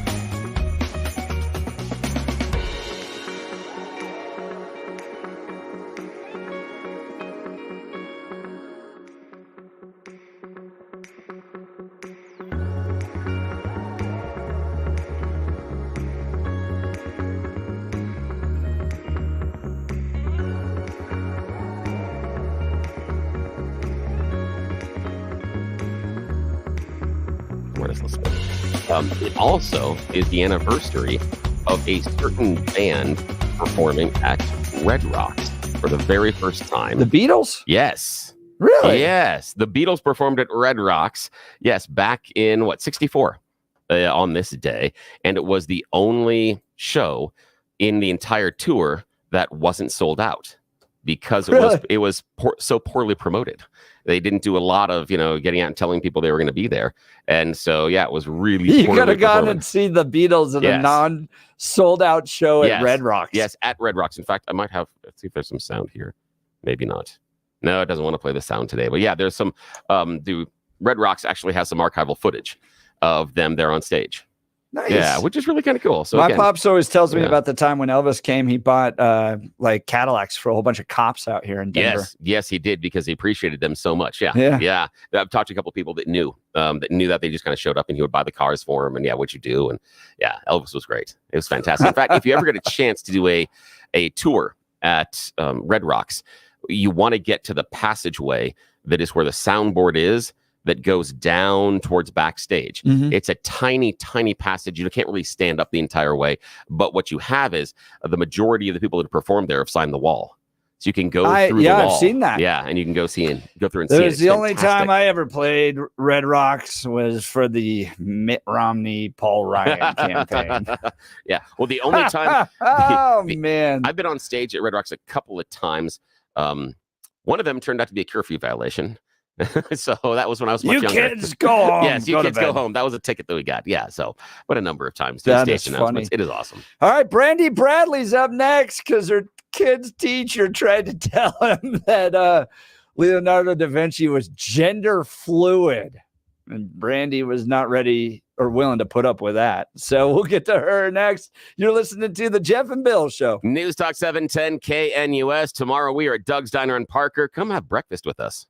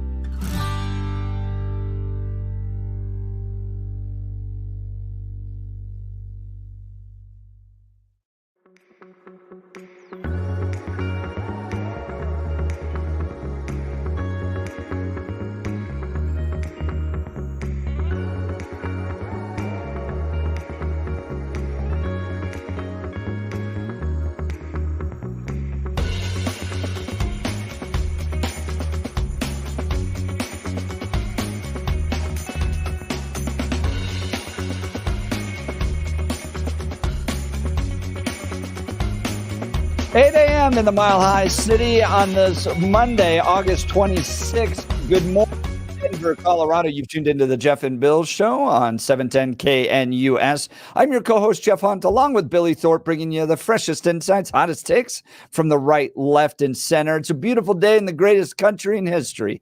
We're gearing up for a whole nother morning of engaging discussions, critical analysis, and most importantly, your calls and texts, because this is where Denver's voice is heard loud and clear. So grab a cup of coffee, Denver, and let's dive into the issues that matter most to you right here, right now. Coming up after the news, Brandy Bradley joins us. She's a state representative.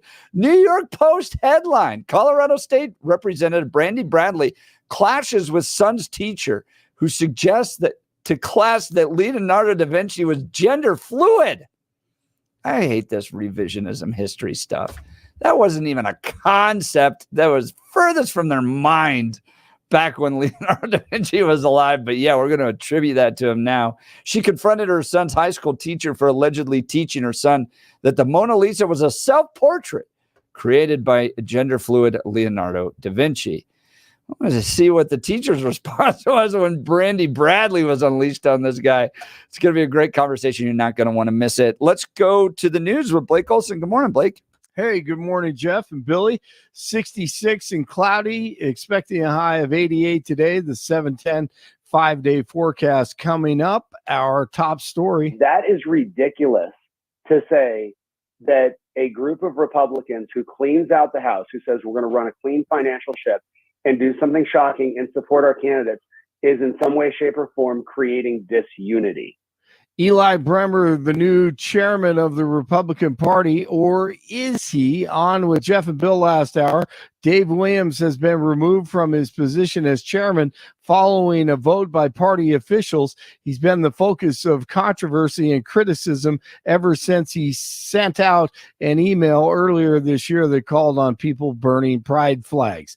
Williams has continued to stand by his comments and claims the meeting that led to him being removed was improper and will not be recognized. Bremer is taking the next steps. Had a great call with Gabe Evans. Gabe said that was the first time a sitting party officer of any type had called him since he was running. The same was true with Jeff Hurd. So we're starting to rebuild these relationships. We're not wasting any time. Within the next day or two, I expect to have a call with the National Republican Congressional Committee. They're very excited to have a new leadership team.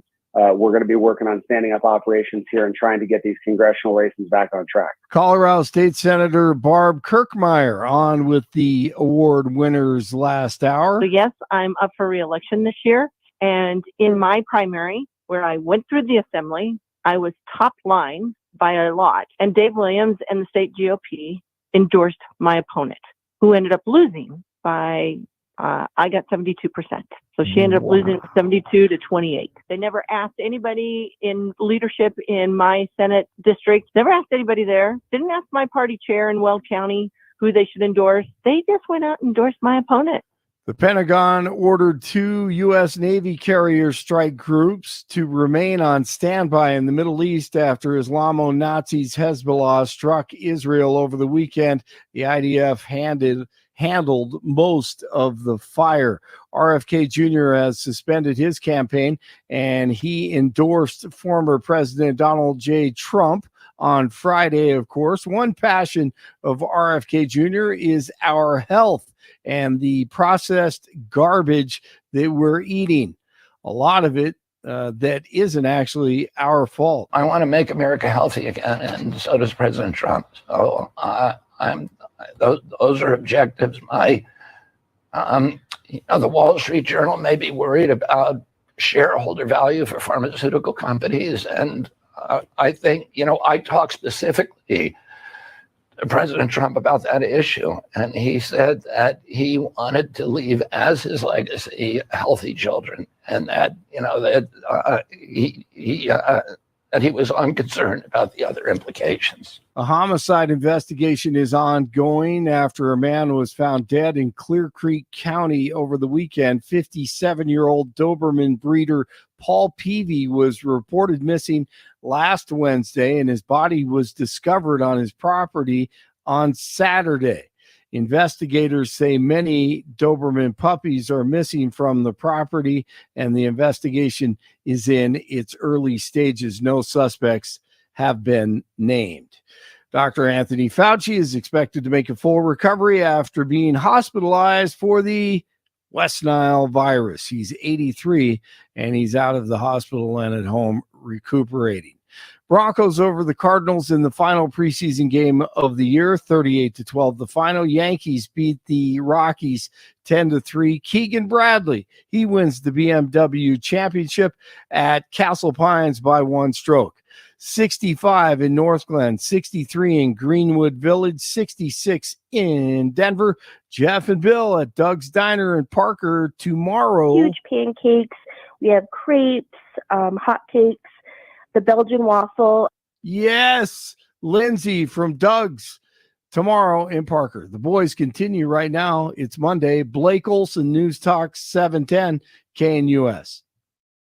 Partly to mostly cloudy as a front comes through today. Temperatures will still be warm, making the mid to upper 80s, with scattered showers and thunderstorms developing this afternoon and evening. Lows tonight, mid to upper 50s.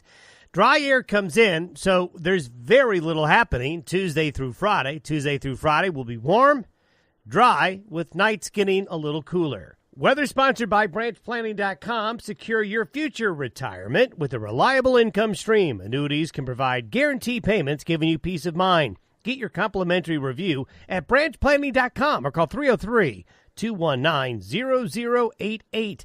Meteorologist Don Day in the 710 KNUS Weather Center.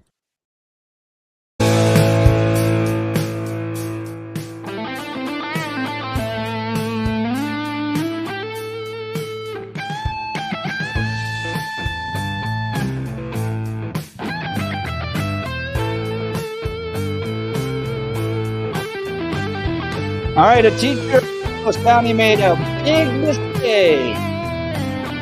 New York Post headline: Colorado State Representative Brandy Bradley clashes with son's teacher who suggested to class that Leonardo da Vinci was gender fluid.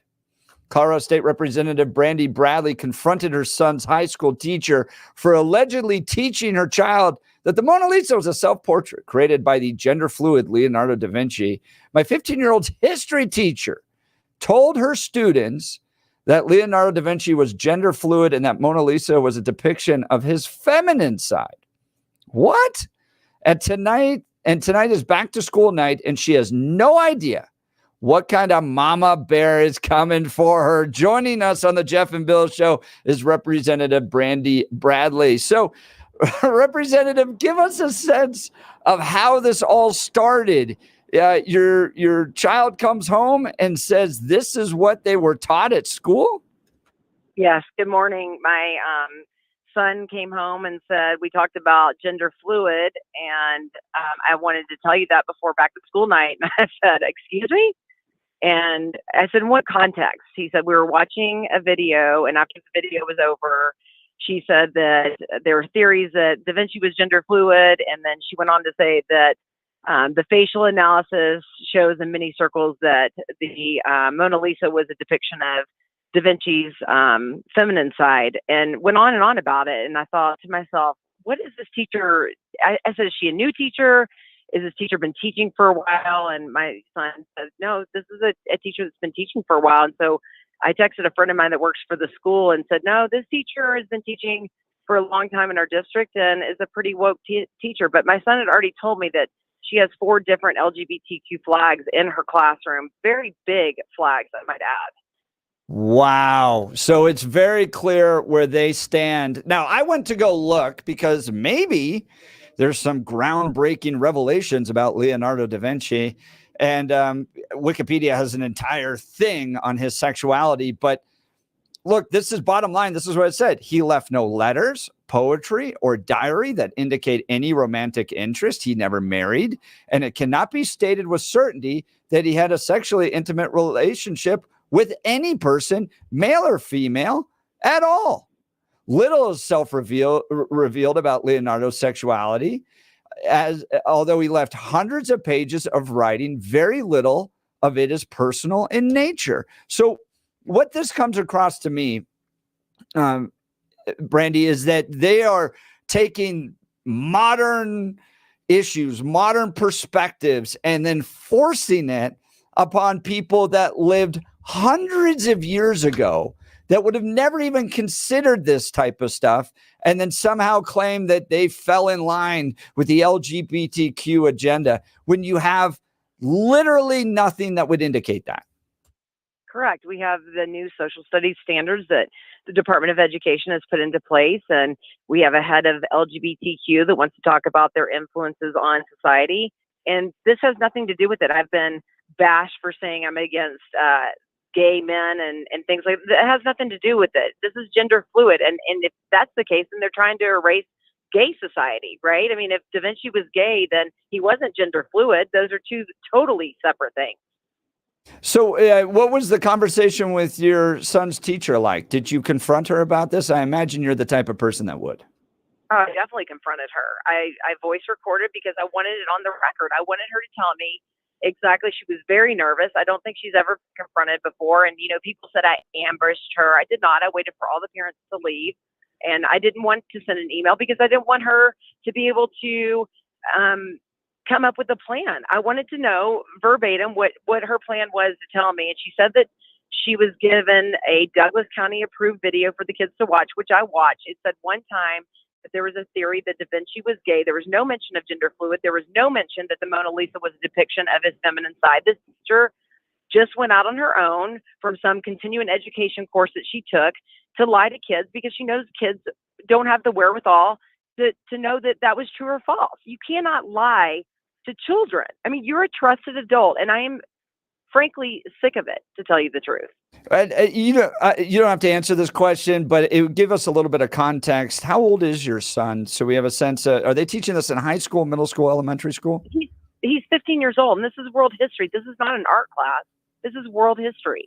Well, I went to go look about the idea that Leonardo da Vinci may be gay, right? And there's really only one historical document concerning Leonardo's sexuality as being gay because of an accusation of sodomy that happened in 1476. Right. But they were never able to prove it. There was no corroborating evidence. Now, back then, this was illegal. So that's why he's brought up on, he was accused of it. And it came from one single letter. But Representative Bradley, why the hell does that matter?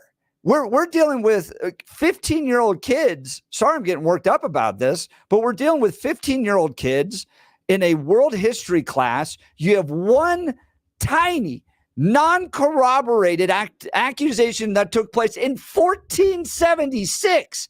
And we've got to teach kids in 2024 in a world history class about it?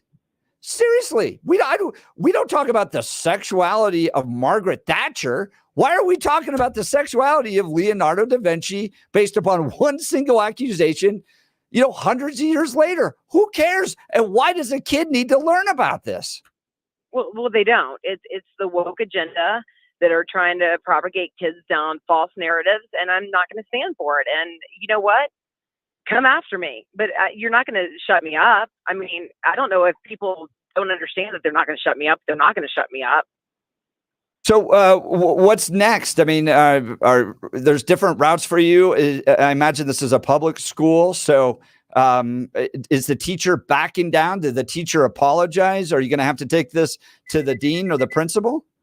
Well, I was supposed to meet with the principal, but we're going into special session today. So that's going to be put on hold for God knows until this circus show is over at the state capitol. But, it will be followed up on. I've filed with a CPAN, and we will take the next steps. I mean, Erin Kane should figure out why her teachers and her school district are still doing these things. Now, Brandy Bradley, Colorado State Representative, joining Jeff and Bill live. The question I have, when you had the conversation with both the teacher and with your student that was in the class, did the teacher present this as a theory, or were they presenting it as fact, as if this is what is now conventional wisdom? What was the presentation? That's interesting. Coming from a 15-year-old, he said that it was presented as a fact. Now, I wasn't in the room, so I'm going to give the teacher a little bit of leeway. The gender fluid, I think, probably was more presented as this is what is commonly accepted now. It seemed to be that it was fact that the Mona Lisa was a depiction of his feminine side. Okay. And I appreciate this only because, like Jeff, I've done some research on this, and actually I've seen some stuff a number of years ago. First time I saw the idea of the gender fluidity, but I've never seen it presented as a fact. I've seen it presented as a theory, but that's only because they haven't been able to nail down exactly who the woman is in that portrait. They think they have the woman's identity, but that's kind of let it float. That, and I believe it was 16th century. It was about 100 years or so after Da Vinci passed away that was the first narrative about him being gay. Is the first time that pops up. We do go back to the original accusation. Why does that matter to 15-year-olds, man? I understand based on, and this is the thing is, I disagree with the teacher in a world history class bringing up the idea of the portrait and gender fluidity. That's an art history class. You can talk about it based on the, how the images are designed, but there could be something where if, again, this is only if, in the discussion of Leonardo da Vinci, you can say, there was an accusation of homosexual behavior that it was based on one anonymous letter, but this has been something that has been discussed starting as early as here, and it still continues today. That's it. That's all you'd really have to do, and say that nobody really knows one way or the other. And for me, that would at least say if there are some kids that are gay in the room, that, it's more or less an acceptance thing that, hey, but again, it's how the teacher dealt with it. The teacher goes through and goes, yes, and it's still discussed today. That's it. The teacher's not shining a light on it. I see it as an effort to LGBTQ everything that's ever come at any point in order to make that more palatable and acceptable to society. I think it's agenda driven. Bottom line, it's looking back on people that never would have thought of this, never had any aspect of this. I mean, the idea of gender fluidity in the 90s, nobody knew it, let alone the 1400s. Well, actually, that's a little bit incorrect because there was back then. There were some, and there were ideas, especially when you go back to Greek, especially when you go back into Greek culture. Yeah, there is. There's some examples of it. And even in the Romans, there are some examples of it as well. So that did exist. But where I agree with you on the teacher overstepping their boundaries is because that is not a discussion to have that is germane to the world history class at that moment. And I do agree with both you and Brandy that the teacher is giving their own beliefs and ascribing it to a theory that is not proven and trying to enact an agenda. There, I agree with you. That is what the teacher is doing. They way stepped out of the boundaries. There's no reason inside a discussion of world history whether or not Leonardo da Vinci was gender fluid. It has no impact on the discussion about world history, nor about the ability and works of Leonardo da Vinci. Not at all.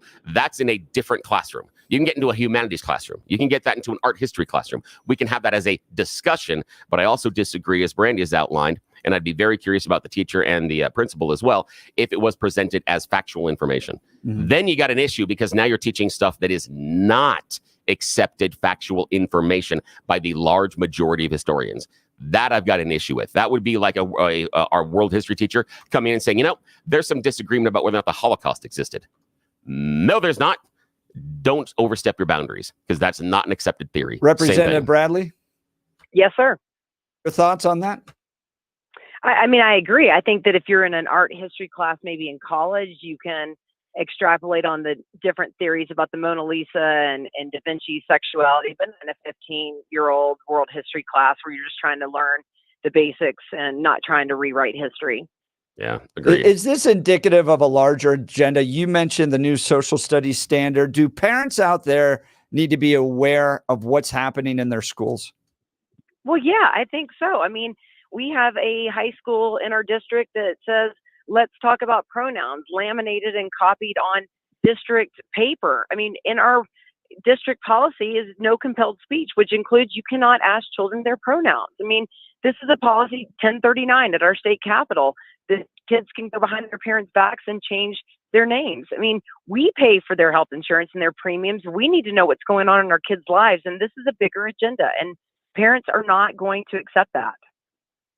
Can we pivot now to Dave Williams? We've had a lot of activity over the weekend. Eli Bremer was on this morning, Senator Barb Kirkmeyer, Hugo Chavez Ray in defense of Dave Williams, saying that the meeting was not appropriate. In fact, wasn't even legal. What's your take on what happened over the weekend Representative Brandy Bradley. Oh, the meeting was not appropriate. It was a sham, 100 disputed proxy votes, quarter members. I don't care how you feel about Dave Williams. Either way, we have a meeting next Saturday where everyone could have come to the table and voted the way they wanted to vote. And instead, they held this sham of a meeting this past Saturday. It's ridiculous. It's an embarrassment to my party. And it's shameful. We could have been knocking doors for the people who have stepped up to the plate to run for office, to bring back a center approach for the 46-19 state house representatives, the Republicans in our party. And instead of knocking doors and making phone calls for those candidates who have put their lives out there to run for office, we held a sham meeting that 77 people came to. It's ridiculous. Now, it was 77 plus. They brought some proxies, and I know there's a challenge that's taking place there. Are you supportive of Dave Williams' chairmanship of the Colorado Republican Party? 100%. He's a leader. He has integrity. He stood up against the sexual perversion and indoctrination of. Now we want to put his head on a silver platter, and now Shad Murab and the Democrats have said the same thing about Eli Bremer. I mean, what's the difference? So, it's shameful what happened this past Saturday, and I'm ready to be very vocal about it. Just watch for my X account, because I'm going to let everyone read the receipts that I have. Yeah. Now, Brandy Bradley, I've got a question about the primary contest and Dave Williams here in Colorado. The Colorado Republican Party came out for the first time and endorsed a series of candidates in the primary. Majority of those candidates lost. Some of the arguments on the other side, people that want to change, are this reflects that the Colorado GOP leadership does not understand or is in touch with the average voter. And that's why they lost in the primary. They're freaking out that there's going to be more losses coming in the fall if things don't change. How do you react to that criticism? Well, the state central committee members asked Dave to endorse by a landslide. And so have we learned a lesson that probably was a mistake? Yes. But as a leader, when you have committee members asking you to endorse by the majority, is the leader supposed to say no? Well, here's the thing is but the leadership asked him to endorse. Isn't it his choice based on who he endorsed? And I think that's the question, is the idea that the choices he made did not reflect choices that the voters also made. And that would be a question. I mean, you can have someone like the Broncos ownership can put someone like Sean Payton in charge of the team. But if he makes bad decisions, they can make a change and say the team's not going to win. And I think that's the critique. Even though the party said, hey, go ahead and endorse in the primary, the endorsements he made didn't come to fruition. Wouldn't that cause anyone pause to think about what direction are we going if the leadership didn't understand what the voters wanted during the primary? Well, yeah, it's easy to be a Monday morning quarterback, obviously, right? I mean, I think that there were mistakes that have been made and challenges have come around, and I think that we can learn by those mistakes. But I'll tell you something, Eli Bremer has come after the true grassroots Republicans that are running for office too. I mean, he's targeted myself and Ken DeGraff as GOP progressives that just spend taxpayer money when I'm fighting like hell for the people in my district. And to me, that's shameful. So do I think Eli Bremer can do anything better than what Dave has been fighting for? Absolutely not. And I do not stand by it. And I will not say that he is my state party chair. Never.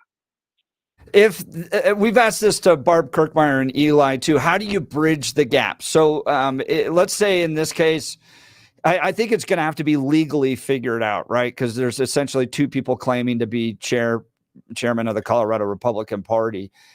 So let's say it falls on Dave's side. Dave remains chairman of the Colorado Republican Party. You've got less than 70 days or so to the election. What is your message then to those central committee members that said, no, we want to go with Eli Bremer? How do you bridge that gap, get Republicans on the same team, and win in just a few weeks when the election comes up? Well, the message should be who the true people that we're fighting is. Who's the policies that have been made in the state of Colorado is by a majority. They have the executive branch, the judicial branch, and the legislative branch. The policies that have made Colorado the third least safe state that are ruining the state of Colorado are the Democrats. It's not the Republicans. We need to come together and fight to take over these Democrat seats that we can actually win. So we need to come together and unite as a party and win back the seats that we know that we can win back. We can win back Tammy Story's seat. We can win back B Hill's seat. We can win back Bob Marshall's seat. So we better unify and win back the 5 to 6 seats that we know we can win back. Can we The true pivot? enemy are the Democrats. They're not the Republicans. Can we pivot here? One last question. You're heading down for a special session. Give us a sense of what that's going to look like. Are you optimistic, or would you rather have supported these ballot initiatives going to the full ballot this fall? Well, that's a hard question, right? Because I think I'm blindly going in. My constituents are sending me lots of emails that they feel like they're losing their ability to vote on ballot initiatives that they signed to put on the ballot. So I am trying to be optimist. I like to look at the glass half full, but I'm every time we've gotten called into a special session for a particular special session, it never turns out to be for that topic. So we shall see, I guess. I think that's very wise to be guarded as to what they're going to do down there at the state capitol, especially with all the Democrats in charge. Representative Brandy Bradley, her X account is Bradley for CO. Oh my gosh, I'm stumbling over this. Monday morning. Holy cow. Representative Brandy Bradley, and her X handle is Bradley for CO, BRADLEY for CO. You can follow her there. Her tweet about what happened to her son, 46,000 likes, 7.1 million impressions. Very impressive. They definitely picked the wrong son and the wrong mom to mess with. Thank you for defending these kids, fighting back against this woke progressive agenda, joining our show. We really appreciate it. Thank you, Representative Brandy Bradley. Thank you. Having me on. We'll continue to follow that, what's happening at the Capitol, and the Dave Williams, Eli Bremer saga. You're not going to want to miss it. Stick with us through the entirety of the show. But look, everyone always asks, what makes advanced hair restoration different? Allow me to share, along with some details, and get this, on their once-a-year summer savings event. By the way, this ends in just about a week. First off, Advanced Hair stands by the results. The before and afters are second to none. With Advanced Hair, your own natural hair is guaranteed to grow. Secondly, Advanced Hair combines top-rated physicians with modern technology, creating a concierge quality experience that's hard to find elsewhere. And lastly, Advanced Hair's Advanced FUE begins regrowing your own natural hair the very next day. It's quick, it's simple, and it's easy. Now, if you have a flexible schedule this summer and you've been waiting for that special savings opportunity, it's here. Advanced Hair's summer savings event will get you the most hair for your dollar. It's their best offer ever. For details and to schedule a free consultation, call 720-459-HAIR. One-day treatment, life-changing results, your new hair guaranteed to grow. Before and afters at advancedhair.com. That's advancedhair.com. All right, we'll continue. Give us a call on where you stand all this. We got a little bit of time here to be able to talk before the 9 o'clock hour and things kick in with Valdemar Archuleta. But do you think that the GOP is going in the right direction with Eli Bremer? It is literally playoff time, and we are attempting to switch out the head coach. Yeah, they are. Do you just lose? Just, stay with the horse that's losing and go through and replace him after the playoffs? Or do you try to switch things up? And can Eli Bremer deliver the results that he's promising in such a short time? It's a tall mountain to climb. Yeah, it is. But he's an Olympic athlete, so he has a history of doing tough stuff. And maybe when you get back, Jeff, through the text messages, would like to know, since we're just talking school here, so far, how would you grade Dave Williams' performance as chairman? Maybe that's what we asked the callers as well. Yes, what would you grade him so far? Is it a pass? Is it a fail? Is this just pass fail? Or is it more of a curve like, we used to have in high school? How would you grade him? I'd be curious. So give us a call, 303. Yeah. 696-1971. I almost gave out my cell phone. Like, no, I can't do that one. Billy's going to give out his cell phone. Yes, that would all be awful. I'd have to get a new phone by the afternoon. It's funny. I have left voicemails for like plumbers being like, give me a call at 303-696-1971. Yeah. Now, that's not it. Phone lines 303-696-1971. Text us on the 710 KNUS app or at 720-892-6757, 720-892-6757. You're listening to the Jeff and Bill Show. News Talk 710 KNUS.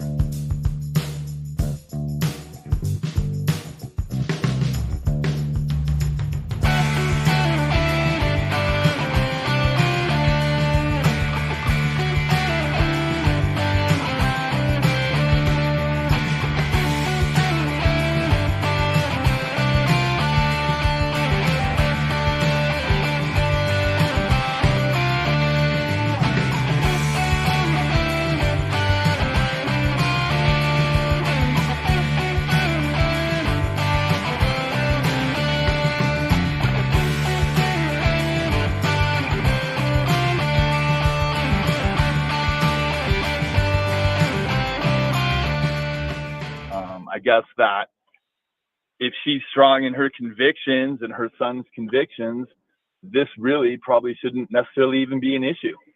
Dan, tell me why it's important for 15-year-olds to learn about gender fluidity in a world history class. And I don't necessarily think it's necessary, and I don't think she was teaching gender fluidity.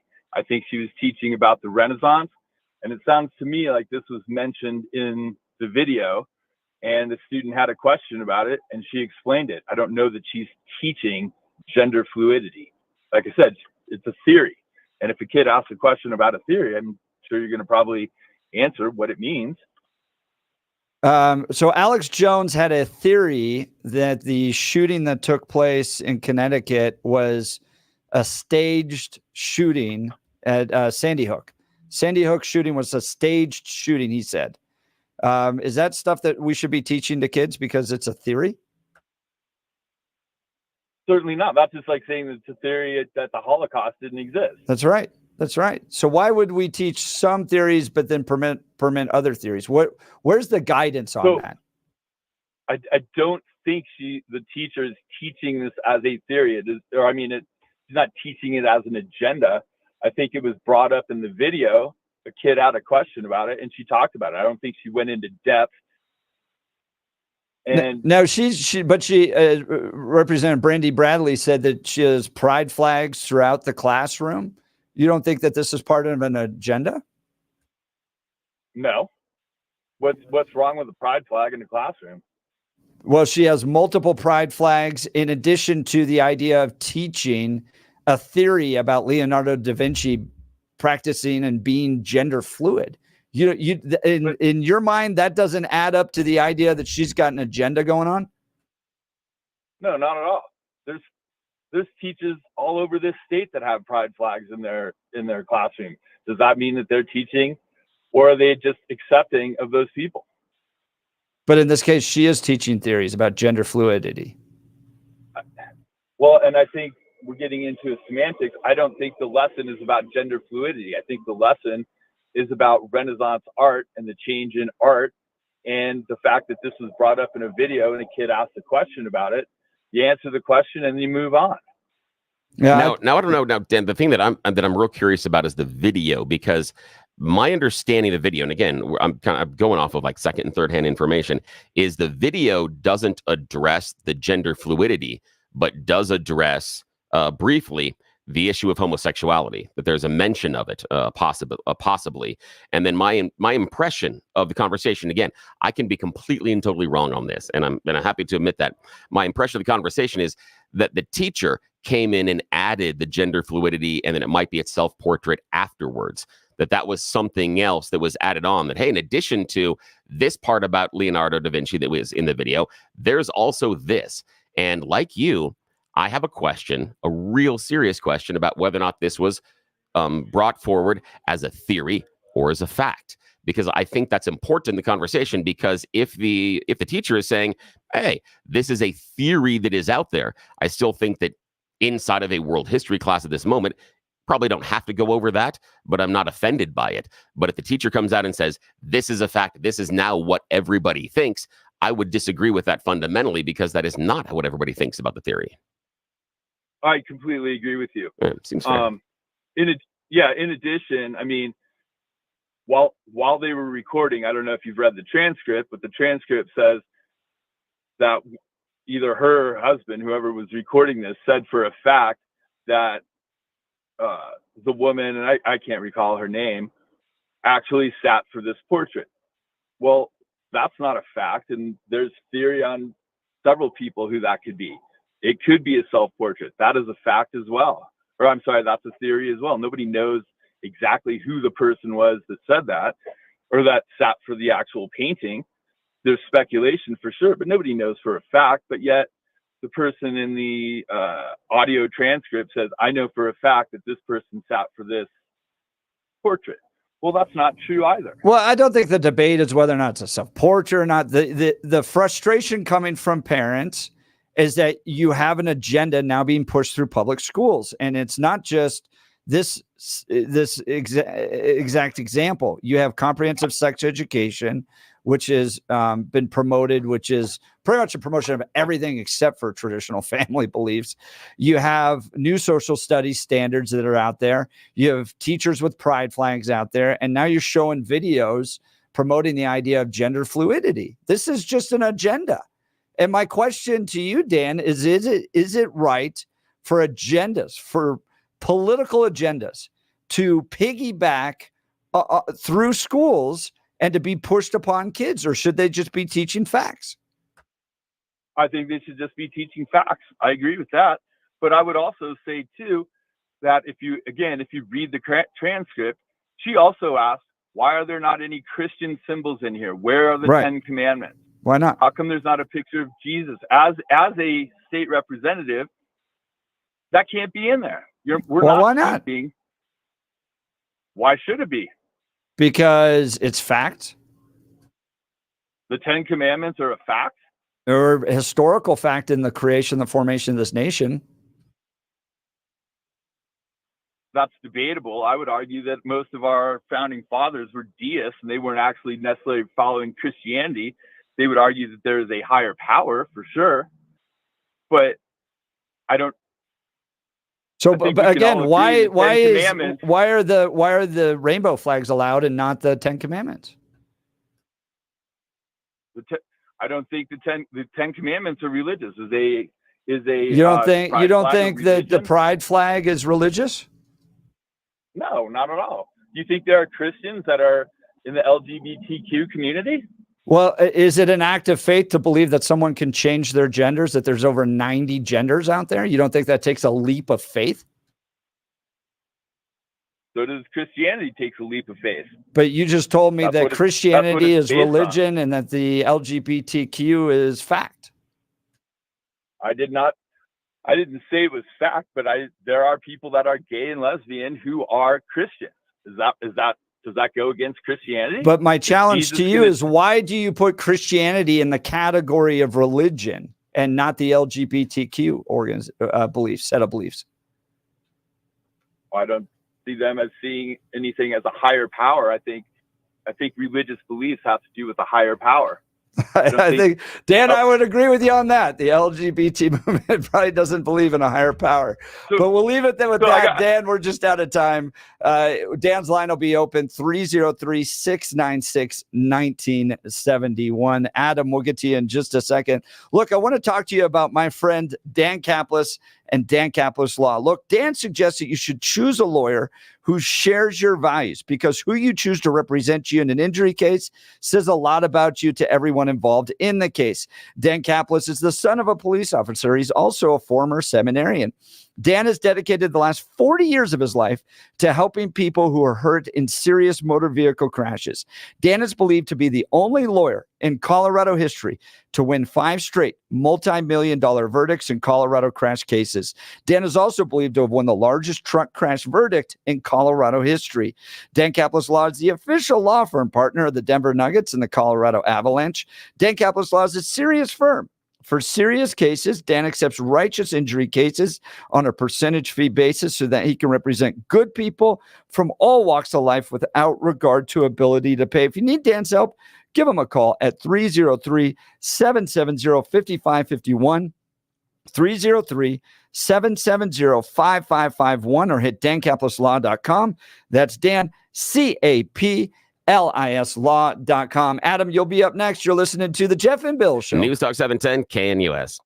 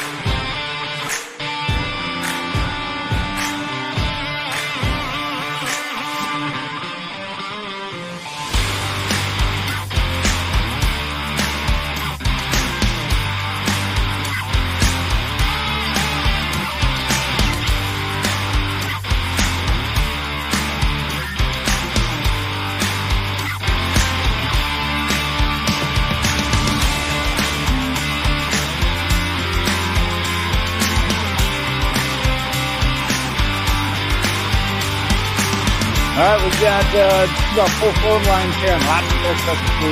Let's pivot over to the GOP here in Colorado. Adam Greeley, you're on the Jeff and Bill Show, News Talk 710 KNUS. Good morning. Morning. Gentlemen, thank you for inviting me on the show. I appreciate you taking my call. Yeah, go for it. What's up? Yeah, so I'm the president of the America First Veterans Alliance here. I work closely with some of the Trump constituents. I've been down to Mar-a-Lago a few times this year. And our biggest focus is to encourage, younger veterans and people really involved in their communities to get involved in this. So, I'm a paratrooper. I'm a farmer. I'm an oil and gas man out here in Colorado. That's what I've done. I've stayed out of local politics for 17 years. I'm also a grad of the United States Air Force Academy like Mr. Bremer. So, I understand his perspective as well. I fought for justice reform at the Air Force Academy for over a decade in D.C. So are you supporting Eli or supporting Dave? Well, this is what I want to discuss is that from a neutral perspective, I see Dave's perspectives and he's definitely made mistakes. I've seen Eli's perspectives. He's definitely made mistakes. And I was at that meeting. I sat down there for all 5 hours. And I'm all about parliamentary procedure and what we're doing to support our America First Trump supporting candidates.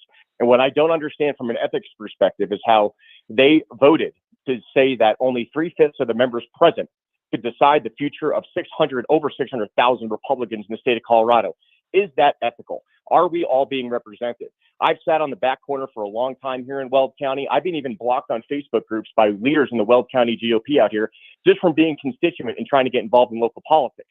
Why? Why are our voices being silenced, whether that's Dave Williams' side or the Eli Bremer side? Adam, it's a great point. I appreciate the call. We're just out of time here. I'm going to get quickly to Raymond Denver. You're on the Jeff and Bill Show, News Talk 710 KNUS. Good morning, Raymond. Morning, guys. Thanks for taking my call. Yeah, go what's for on it. your mind? So my name is Raymond Garcia. I'm the chairman of the Colorado Hispanic Republicans. That's a Great. statewide organization. First, I'd like to say we are actually 100% behind Dave Williams, and we feel that the meeting they held on the 24th is illegitimate, as has been determined by both the national parliamentarian for the RNC and the state parliamentarian for Colorado Republican. And the things that I have on for you when you guys are making your comments, and I get it, you guys have your agenda, you want to support Eli, but I don't have any agenda in this. well, it's clear you do. I mean, everybody can see No, I it. don't. We No, he can doesn't at all. He's had Dave You Williams can- on. you can- I No, literally had Raymond, Brandy, Raymond, Bradley, and with- Hugo on. Yeah, go ahead. With respect, Yeah, we've had Dave on a number of times. 30 minutes with one. You gave Eli 30 minutes with one interruption, with a commercial interruption. You gave Hugo 7 minutes with an interruption right in the middle, and then you gave Barb Kirkmeyer 20 minutes with one interruption.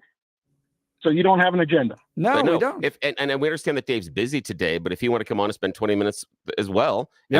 and we just had Brandy Bradley on, and she had time as well. We have not picked a dog in this fight, but it is fair to ask questions. And Eli's question is very fair. When Dave Williams, as the leadership of the party, chooses a slate of candidates and they fail in the primary, shouldn't you ask questions about whether or not the party leadership understands the That's a voters? great question. That's a great question. So let's dive into that question. So We got like 30 seconds. was ordered. Okay, well, the party was ordered to endorse candidates. All they could do was send out questionnaires to get the candidates so that they could pick who they're going to endorse. The candidates that did not return those questionnaires did not get endorsed. And then they cried that they didn't get endorsed. All right, Raymond, we're just out of time. Appreciate the call. Again, we don't have a dog in this fight. No. And Dave Williams is always welcome to come on. We Always. hope he'll join us. You're listening to The Jeff and Bill Show. News Talk 710 KNUS.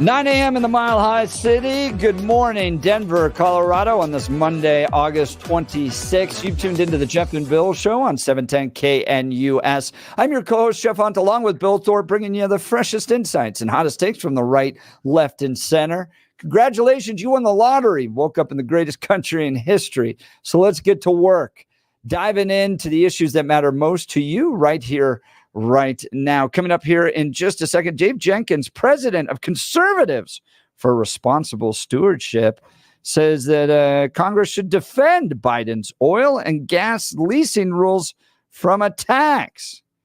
I thought we were all about drill, baby, drill. Come on, let's get to work. We're going to ask Dave Jenkins all about this. And then Vladimir Archuleta is going to be joining us. He's running for Congress in Congressional District 1. Interesting article came out over the weekend. Denver office vacancy rate reaches 34%, believed to be a record. Yeah, I think and I tweeted out, Mayor Mike, nobody wants to work, visit, or live in your woke city. Nicely done. I got a lot of tweets. But seriously, nobody wants to go downtown anymore, and I don't blame them. So we'll get into that. He's running for Congress, trying to represent the city of Denver. So lots to cover in the 9 o'clock hour. Let's check in on the news with Blake Olson. Good morning, Blake. Well, thank you, sir. Appreciate it, Jeff. And Billy, 69 and cloudy, expecting a high of 88 today. The 7-10 5-day forecast coming up.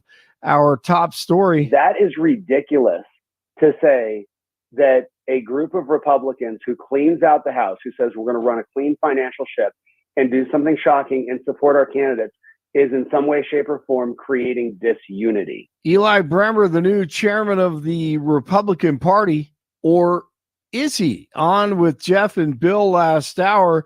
Dave Williams has been removed from his position as chairman following a vote by party officials. He's been the focus of controversy and criticism ever since he sent out that email earlier this year that called on people burning pride flags. Williams has continued to stand by his comments and claims that the meeting that led to him being removed was improper and will not be recognized. Bremer, moving on. Had a great call with Gabe Evans. Gabe said that was the first time a sitting party officer of any type had called him since he was running. The same was true with Jeff Hurd. So we're starting to rebuild these relationships. We're not wasting any time. Within the next day or two, I expect to have a call with the National Republican Congressional Committee. They're very excited to have a new leadership team. We're going to be working on standing up operations here and trying to get these congressional races back on track. Colorado State Senator Barb Kirkmeyer. So yes, I'm up for re-election this year. And in my primary, where I went through the assembly, I was top line by a lot. And Dave Williams and the state GOP endorsed my opponent, who ended up losing by, I got 72%. So she ended up losing 72 to 28. They never asked anybody in leadership in my Senate district, never asked anybody there, didn't ask my party chair in Weld County who they should endorse. They just went out and endorsed my opponent. Well, State Rep Brandy Bradley sides with Williams. She was on with Jeff and Bill last hour. 100%. He's a leader. He has integrity. He stood up against the sexual perversion and indoctrination of. Now we want to put his head on a silver platter. And now Shad Murad and the Democrats have said the same thing about Eli Bremer. I mean, what's the difference? So, you know, it's shameful what happened this past Saturday. And I'm ready to be very vocal about it. Just watch for my X account, because I'm going to let everyone read the receipts that I have. Stay tuned. More to come this weekend. In another story, Bradley making news again.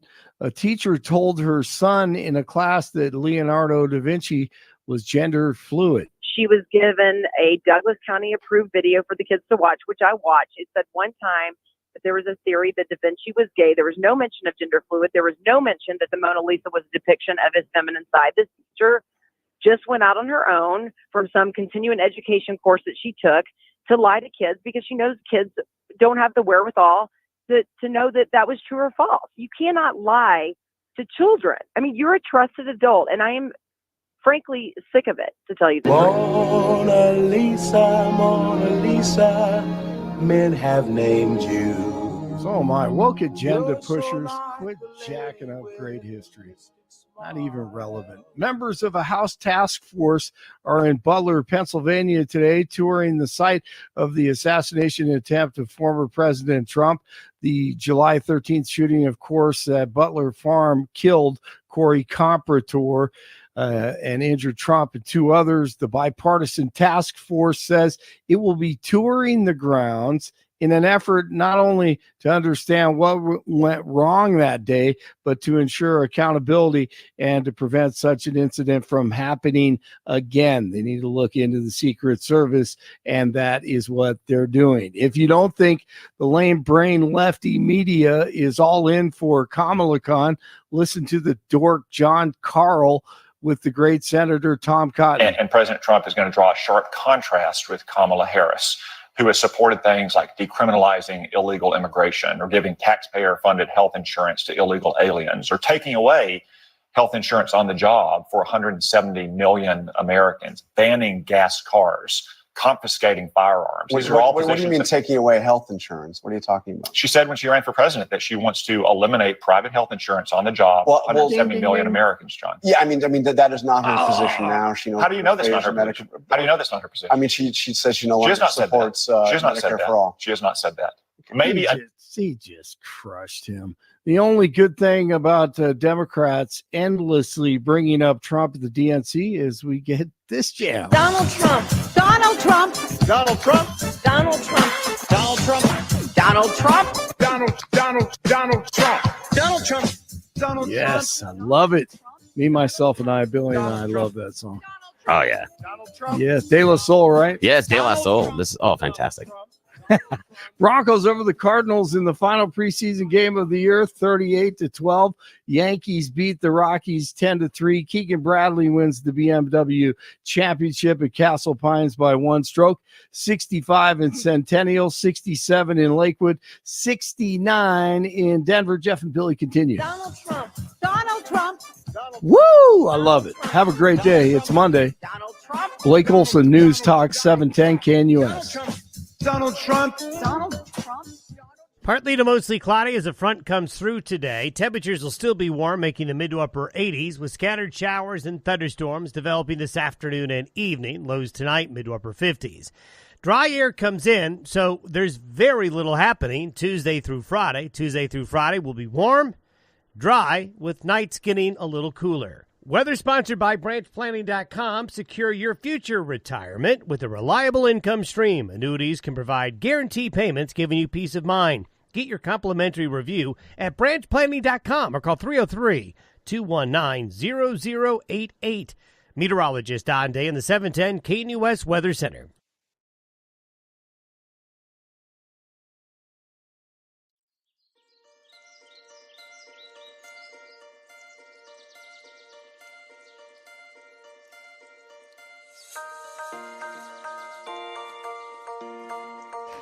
All right, welcome back to the Jeff and Bill Show. Conservative group calls on Congress to defend Biden's oil and gas leasing rules from attacks. Joining us to give us some insight is Dave Jenkins. He's the president of Conservatives for Responsible Stewardship. Dave, drill, baby, drill. What are we doing? We want to defend Biden? Give me some insight on this. Well, this is not about drill, baby, drill. This is about protecting taxpayers. And so the new rule basically does two primary things. One is it increases the bonding amount for people drilling to make sure we get rid of this orphan well problem, so that they put up enough money in a bond that if they skip out on their obligation to plug and clean up the well, there's not us taxpayers holding the bag. The other thing it does is it raises the royalty rate on the oil produced to the same level as what the states of Montana and Wyoming require for drilling on state lands. In fact, the bonding reform measure was first proposed by the Reagan administration, but for some reason it never happened. And the kind of thing we're trying to stop is, you've got a case there in Colorado where there's a lawsuit, a complaint that alleges a company called HRM Resources serves as a middleman, and they accumulate these depleted oil wells, and then they transfer those oil wells to companies that are structured to go bankrupt. And by doing that, the person doing the drilling and extracting the oil and making the profit, they get off the hook. They don't have to pay for it, but guess who does? You and me. And that's not fiscally conservative in my book. Well, I understand the idea of wanting to address maybe the orphaned wells, but it doesn't seem to be very conservative to want to increase the royalty rate. Isn't that just a tax upon these oil and gas companies? Well, the royalty rate is what you and me, the taxpayers, get for allowing these companies to drill on public lands. These public lands belong to all of us. They belong to you and me. And Texas charges 25% for oil that's pulled out of Texas state lands. And what we're talking about is 16%, which it used to be up from 12% is what it was. And then states like Montana and Wyoming and Utah, all these western states, if the oil companies drill on the state lands, they're getting 16%. Colorado's I think at 20%. And so we're just bringing the federal land drilling a little bit more in line. It's still less than offshore drilling, which is the royalty rate's 18%. So bringing it up from 12 to 16, given the fact it hasn't changed in like 50 years, seems to be a prudent thing to make sure we deal responsibly with things like our federal deficit and making sure there's no excuse to raise taxes on us because other folks are not paying their fair share. But aren't they going to have to pass that on to the purchaser? So I know the idea is the money is going to go to the government in the form of a royalty, but businesses don't just eat those costs. They pass those costs on to the consumer. So aren't all of us going to have to pay more at the pump because of it? Probably not, because the oil price of oil is set on a global market. It's much bigger than what happens in any given state. So that's why Texas can charge 25% on royalties, and Texas oil is not more expensive than, oil from Wyoming at 16%. This is all set on a global stage. The other thing is, even if it did, and I'm not saying it will, but even if it did bump up a tiny fraction of a cent on fuel prices, would you rather have that, or would you rather have your tax bill go up because you're having to compensate for the fact that we're not getting adequate revenue from our resources? Now, Dave Jenkins, you're the president of the Conservatives for Responsible Stewardship. They put out a press release saying conservative groups call on Congress to defend Biden's oil and gas leasing rules from attacks. Now, this has to do with federal land out west. From my understanding is that the federal government owns a lot of land out west, almost a lot more, I think close to 50% of all the land in the western United States. Why not give that land back to the states and allow the states to be able to collect that tax revenue? That seems to directly benefit the people as opposed to going back to the federal government. Well, first of all, that would take a while to get done, and we're talking about trying to protect taxpayers right now. But to your point, every state in the West, they have a charter and an agreement they made with the federal government when they became a state, and the union gave them a certain amount of land that was for the state, and they signed an agreement saying we forsake any claims on additional land besides what we were given in our land grants. And what's happened over the years is that those states have privatized a lot of that land that they were given. And so now they're like, oh, we gave all this, we sold all this land, so now we don't have much. Maybe we should get more.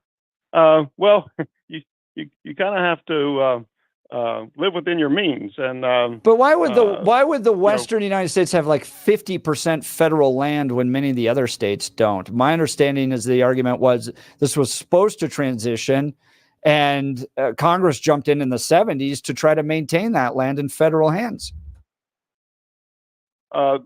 This land was the spoils of war with the Mexican-American War. And so each state, upon entry into the union, they each have a contract they make with the federal government, and each of those contracts are different. The states in the East, they emerged out of the colonies, and that was a whole different situation. But regardless, I mean, what we're concerned about is fiscal responsibility and protecting taxpayers. So if you're going to try to prevent these companies, these bad actors in the oil industry, from skipping out on their obligation, which they promise they'll plug and clean up the well as part of their permit, and then they skip out and leave us taxpayers holding the bag, why the heck wouldn't we be mad about that? I think that is the more sympathetic side to the argument of leaving these wells just, and all the problems that they can create. We had a home here in Colorado just blow up because there was a leak from a well that included gas that was not detectable. So that is, I'm sympathetic to that. I guess my challenge is the idea of raising the royalty rate, because to me that smacks of either tariffs or raising the minimum wage. And whenever that happens, the costs just get passed on. But Bill, I'll let you ask the next question. Yeah. So I'm curious. Dave Jenkins, president of the conservative group, the Conservatives for Responsible Stewardship, talking about the oil and gas production. What I want to ask is, why do the oil and gas companies keep asking for more permits when they already have a lot of permits that they're not using currently? Why do they need to have access to more permits if they're not using the ones they have? Well, it goes between need and want. Yeah. They don't need them. There's a lot of leased land that's not being used, and there's not a lot of permits that are not being used. But part of the name of their game is they want to have as much control over as much area as they can, so they can tell their shareholders, hey, we've got all this potential to develop oil down the road. And so that's the game they're playing. But as we found out just after sort of COVID started going away, the oil company CEOs themselves were saying, no, we're not going to invest in more drilling. We're going to take more profits for our shareholders, because we want to make our shareholders whole, because they've kind of taken a beating over the last several years because oil prices tanked when nobody was driving anywhere during COVID. So they're not going out and drilling as much as they can. But even with that, we are producing more oil today than we ever have before. We're the leading oil producer in the world. And so, they obviously, there's plenty of oil drilling happening. There's plenty of oil flowing from here. And but the thing is we're concerned about the bad actors. We're those undercapitalized fly-by-night companies that are going around and trying to just extract the profit that they can and then skip out and on their obligations and leave us taxpayers holding the bag. If you and I promise to clean up something and we just don't do it, especially if we were a kid growing up, our moms wouldn't exactly let that happen, right? This shouldn't be any different. If they promise to plug and clean up these wells, and that's part of the privilege of getting to drill on public lands that belong to all of us, and then they just skip out and leave taxpayers holding the bag, well, you got to fix that. You got to stop the bleeding. We got 130,000 orphan oil and gas wells across this country right now that are documented. Well, we're having to spend taxpayer dollars to clean up those 130,000. The least thing we can do is stop the bleeding, stop adding to that number. Because this backlog is still going to cost us billions and tens and tens of billions of dollars to clean up. David Jenkins, cost $150,000, $200,000. President of Conservatives for Responsible Stewardship. Appreciate your time today. Thanks so much for being on the Jeff and Bill Show. Appreciate it. Yeah, thank you for having me. Have a good day. We'll continue our conversation. Coming up next is Valdemar Archuleti's live in studio. Yes. He's sporting a little caterpillar under his nose. That wasn't there last time. No, it wasn't. It looks awesome. Yeah, and speaking about being live, we're going to be live at Doug's Diner tomorrow. That's at 18595 East Main Street in Parker, between Parker Road and 20 Mile, north side of the road. We're going to be there having breakfast with you. They're going to crack the doors open bright and early at 6 o'clock. The staff's showing up early just for you. They don't care about us. They keep us in the dark. So they're showing up because you're going to show up. So what I want you to do is come on out, fill the place for us. Doug's Diner is a great family story where Rick and his business partner purchased it a couple of years ago. And they leaned into the idea of locally sourced food. So what you're going to eat there at Doug's Diner is all made with ingredients that they buy here locally.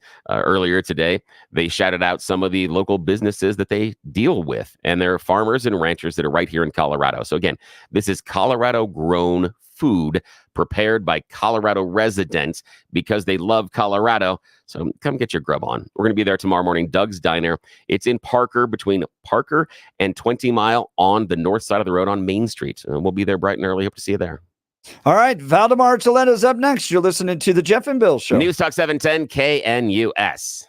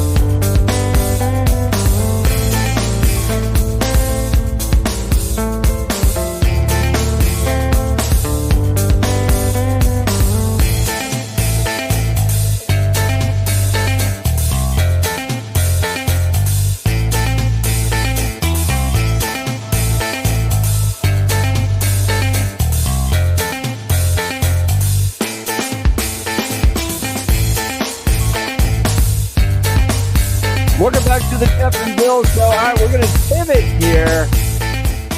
This was actually my original plan to have this conversation today, and then all the stuff blew up over the weekend. I think Valdemar Archuleta is a great guy, and gotten to meet him since he's decided to get into office. Now he's running for Congressional District 1, which is Diana DeGette's district, and he's joining us live in studio. And I saw this article over the weekend. So he wants to represent Denver in Congress.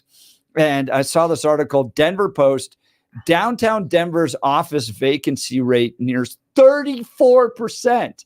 Yeah, it's ridiculous. Believed to be a record. Changed work routines, right? Because people don't go into the office as much, right? They work from home. But then also downtown conditions cited.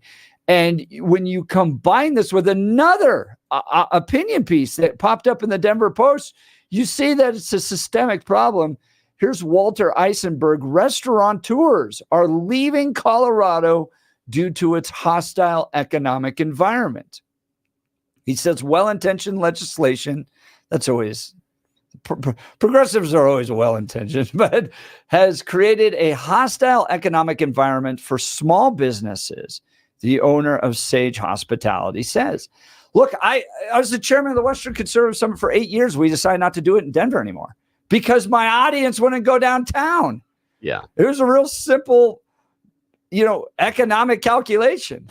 My audience was like, don't host it there. We'll never do it again. It was like the top feedback we got from downtown. So he lives near Denver. He wants to represent Denver. He's tied into the Denver scene, ladies and gentlemen. Valdemar Archuleta, thanks for being on the program. Welcome. Yeah, thanks for having me. And you guys are wonderful, fabulous people too. I live fairly close to downtown. I'm just west of the stadium. Nice. I always just want to call it Mile High Stadium. I don't care what they name it. It's always going to be Mile High. It is always going to be Mile High. Which, by the way, I completely, and this is a whole side topic. I was driving down Federal yesterday. I completely forgot about the game, that there'd be hundreds of people everywhere. But I saw several vendors who were on Federal, and they have their little tents, and they're selling, Bronco stuff that had Trump flags waving from the top, and they were selling Trump flags on Federal in the middle of Denver. Wow. I had one back in the day. I was at the old Mile High. We were doing an event there, and I had forgotten that it also was the Cinco de Mayo celebration, and I accidentally exited the parking lot in the wrong direction. That was a fun hour and a half drive home at 3 miles an hour, but I was in a parade. So it was Cinco de Mayo, Federal Yeah. fun on Cinco de Mayo. Yes. but yeah, back on topic. It's getting rough downtown, and this, for people who live in Denver, I live in Denver. It's not surprising. I wasn't surprised that these two articles both kind of dropped late at the end of next week, right? Because people have seen it, and when you talk to business people downtown, they've been talking about this. Maybe it hasn't been as public. I know, like, our city leadership, especially the mayor, likes to talk about how great the city's doing, and we're the standard that all the other cities want to be like. We handled everything. Everybody left, and I'm like, I don't know if you have the same view of our city as the people who are actually living down there have of it. But it is kind of rough. And campaigning in Denver, I often end up in situations where, like, I'm the only Republican in the whole group, and we have our Democrat leadership, and pretty much everyone in the audience is a Democrat. And it is interesting in those situations because I feel like they kind of let their guard down, and they say things I don't think they would say normally. Like, really? As far as like, they're very hostile towards business people and property owners. And you can see it with the legislation that comes out. They like to have this narrative that, everyone who owns a business is just a greedy person, and they need to do better for, like, their community and their employees, as though they're all like millionaires and billionaires, even these little businesses, and that, all property owners are just, the greedy landowner. And you can see that in the legislation they put out and what they're doing. They hate Tabor. They hate any form of tax relief. And of course, their answer is never that maybe the government should do a better job of its handling its finances. It just needs more money.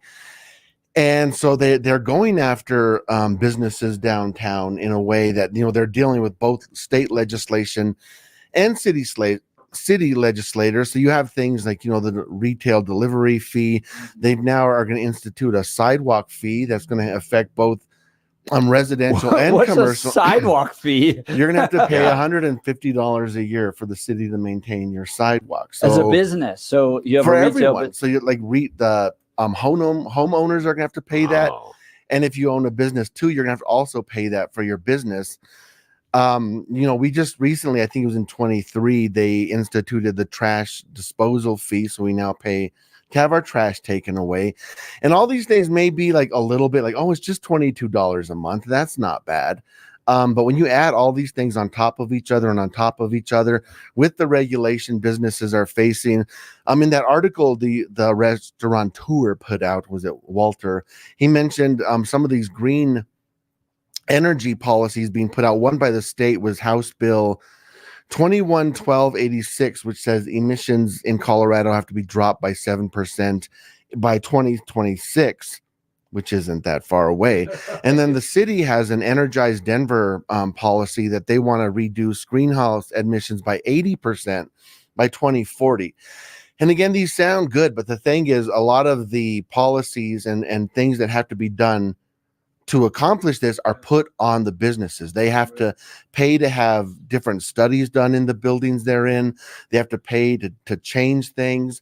And again, these may seem like it's just a little thing, each one of these things on their own, but you put them all together and it makes it financially difficult for people to start a business in Denver when you could just move to like Lakewood or to Highlands Ranch or to Aurora and have less regulation. Not that some of those places aren't kind of the same. A lot of people are opting just to move out of the state. Yeah. Right. I have a friend who has a business and he mails things as part of his business. And, you know, because of some of these regulations on sending things, they they added like a 6 cent per item fee, and which again 6 cents don't seem like a lot, but when you're mailing hundreds and hundreds of things a day. So now his business runs out of Cheyenne because is better. He makes more money just up there across the border. It's like a fireworks not that stand far now. away as in Cheyenne, and that's happening with a lot of these businesses. But not just that. You look at what's happening with the 16th Street Mall. They started the construction on that back in April of 2022. And it was supposed to be ending up like about now. By the end of this year, it was supposed to be done, but now they're extending it through next fall. So you have this huge construction project right in kind of that central core business core area, walking right? distance. So the businesses along the 16th Street Mall have had this giant fence and barricade in front of their stores. People aren't walking there. It's really loud, and with all those buildings, the noise from the construction just like echoes through the whole downtown city. It makes it harder to get around because it kind of just cuts that middle part off. And it's been rough. And then you have the homelessness problem down there. You have crime, which is an issue. Again, even despite I was at one meeting and one of the people from the police department were saying, crime's better than ever. We aren't having a problem. I'm like, who told you to say that? Don't lie for them. Tell us the truth. One of my volunteers works downtown, and she was telling me all about what they're facing at their building, that their building's been shot at twice in this past year. And this is like right in the middle of the day. So while they're at work, someone's shooting at their building. One time a bullet like went right through their building. So people aren't comfortable working downtown. And she was saying you see like every day in front of their building or on the street, you'll see an ambulance pull up for something. Either someone's overdosed, there's been a fight, there's been some kind of violence. And it's not a comfortable environment for businesses to live in. And then with like that article about the restaurants leaving, one of the things you want to look at when you have a business is like, all right, like on lunch hour, where can our employees go to eat? Exactly. After work, is it going to be an environment where we can go out after and go here to have some food, some drinks, whatever? If that doesn't exist, it's like, why are you downtown? Like you would think that's the benefit of being downtown. And the other one is parking and transportation as well, because with all the construction, it is phenomenally difficult to get in and around downtown. And then I'm going to throw some shade here. We decided we need that big of a bike lane. Really?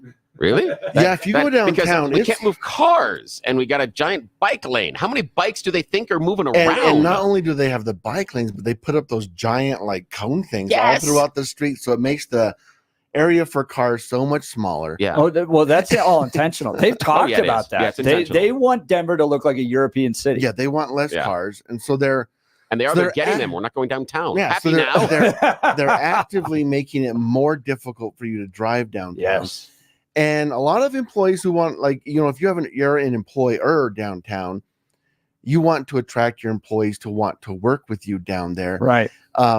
People aren't going to want to go down there when you're making It's there's just crime. not fun. I mean, It's look, not. look. I moved back to Colorado in 2012. Grew up here, but then went to California, and then to DC for 6 years, respectively, and then came back. And in 2012, downtown was fun, man. Like, I remember the Western Conservative Summit. Different sponsors would rent out different bars. People had fun, walk around. You felt safe. You went to the game. Kyle Clark's talking about his microbrew. Yep. Now nobody wants to go downtown anymore. No, It's I lived on Poets Row, Sherman Street for a while, and then I lived at 13th and Downing.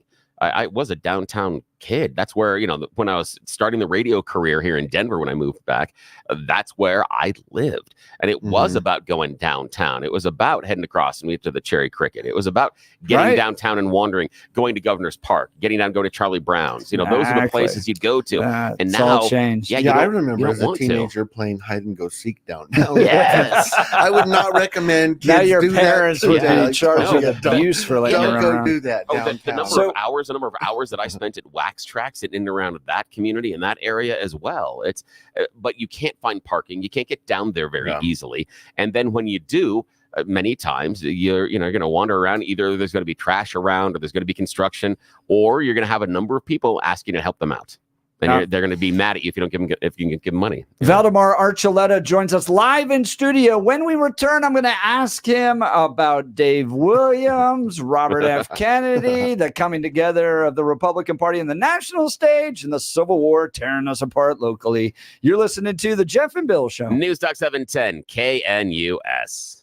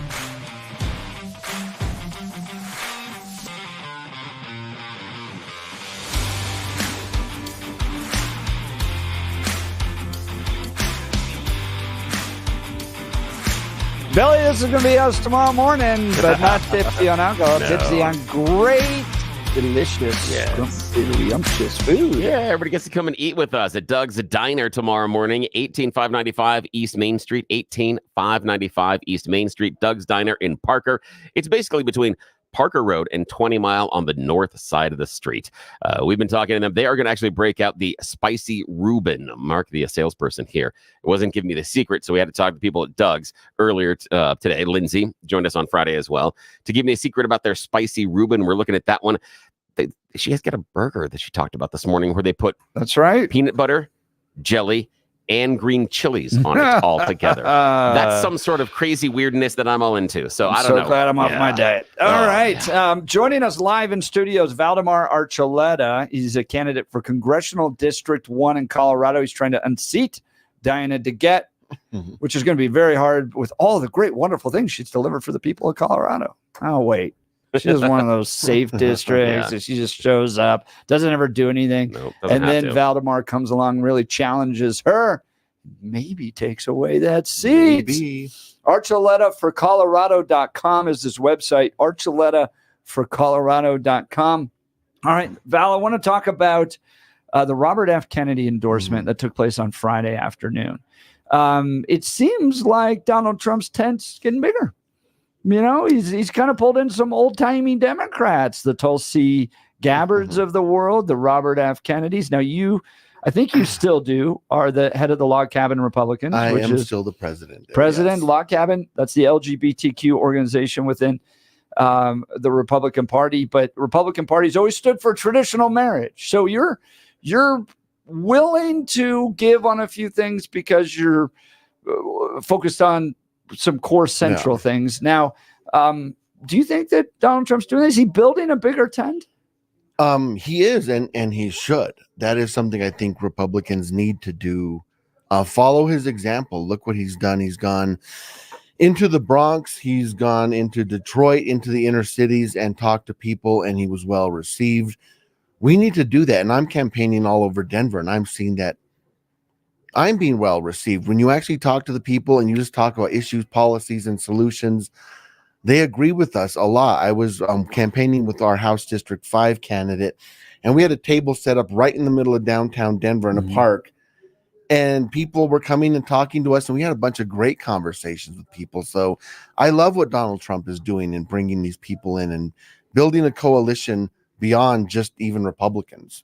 So how do we do that, build a coalition? So you and I have different views on marriage. I'm a Bible-believing evangelical. You and I even went up to Jack Phillips one time and spent some time up there together and got to know him. Yes, and he's a I great think guy. I think you and I have built a friendship. I appreciate your friendship. We have disagreements, but we found areas that we get along with, and we're friendly to each other.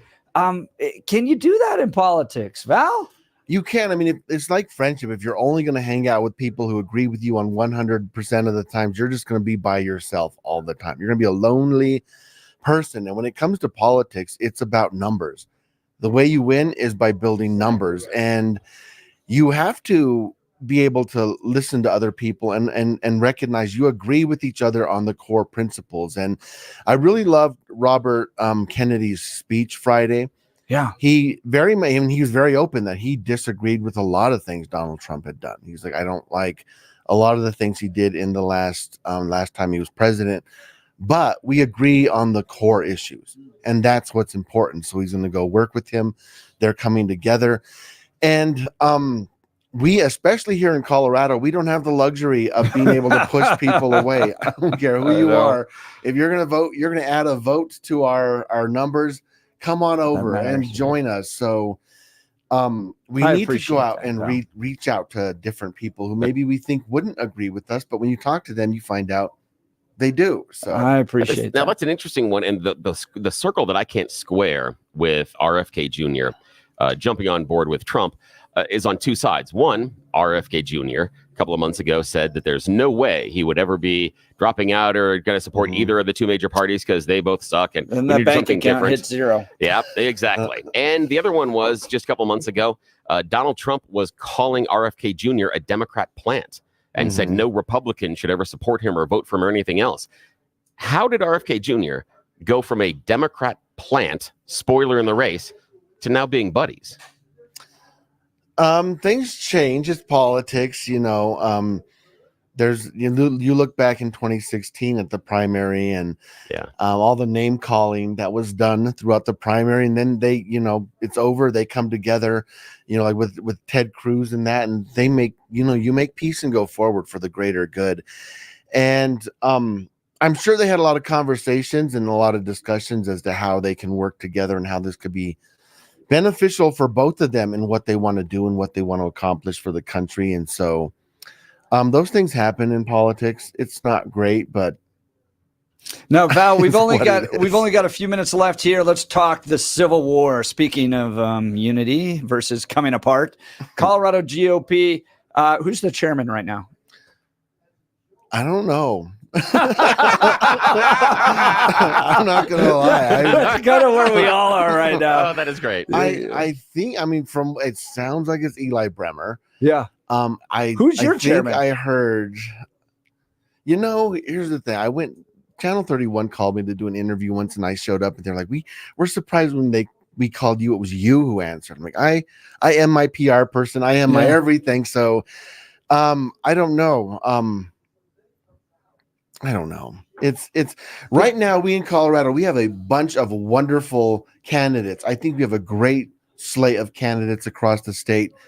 So I would tell the people out there, support your candidates, help them win. Whatever drama is happening in the state party does not matter for that. We have to win. But you put together a letter calling for Dave Williams to resign. So You're not a fan. I am not a fan of Dave Williams.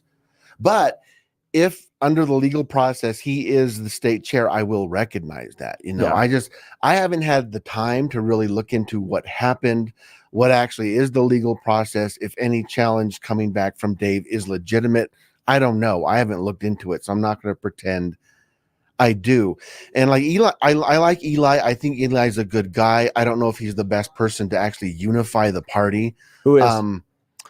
I don't know. I think Britta Horn would have been a better choice for chair, because I think she would be able to reach all sides of the party a little better than Eli. I think Eli is just too like he's placed with a certain group within the party, and I think a lot of people view him as being part of the more establishment side of the party.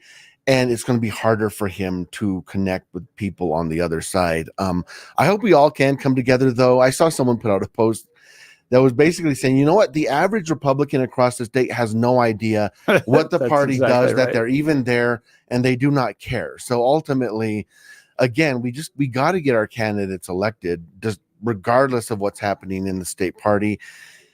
And not a lot's really been done recently to help candidates anyway. So even if we had no state party, I don't think anything would be any different than it is right now. So it's I used to work for the state party. We used to help out a lot. We were super engaged. It hurts my heart to hear that. Valdemar Archuleta, he's running for Congressional District 1 to unseat Diana DeGette. His website, archuletaforcolorado.com.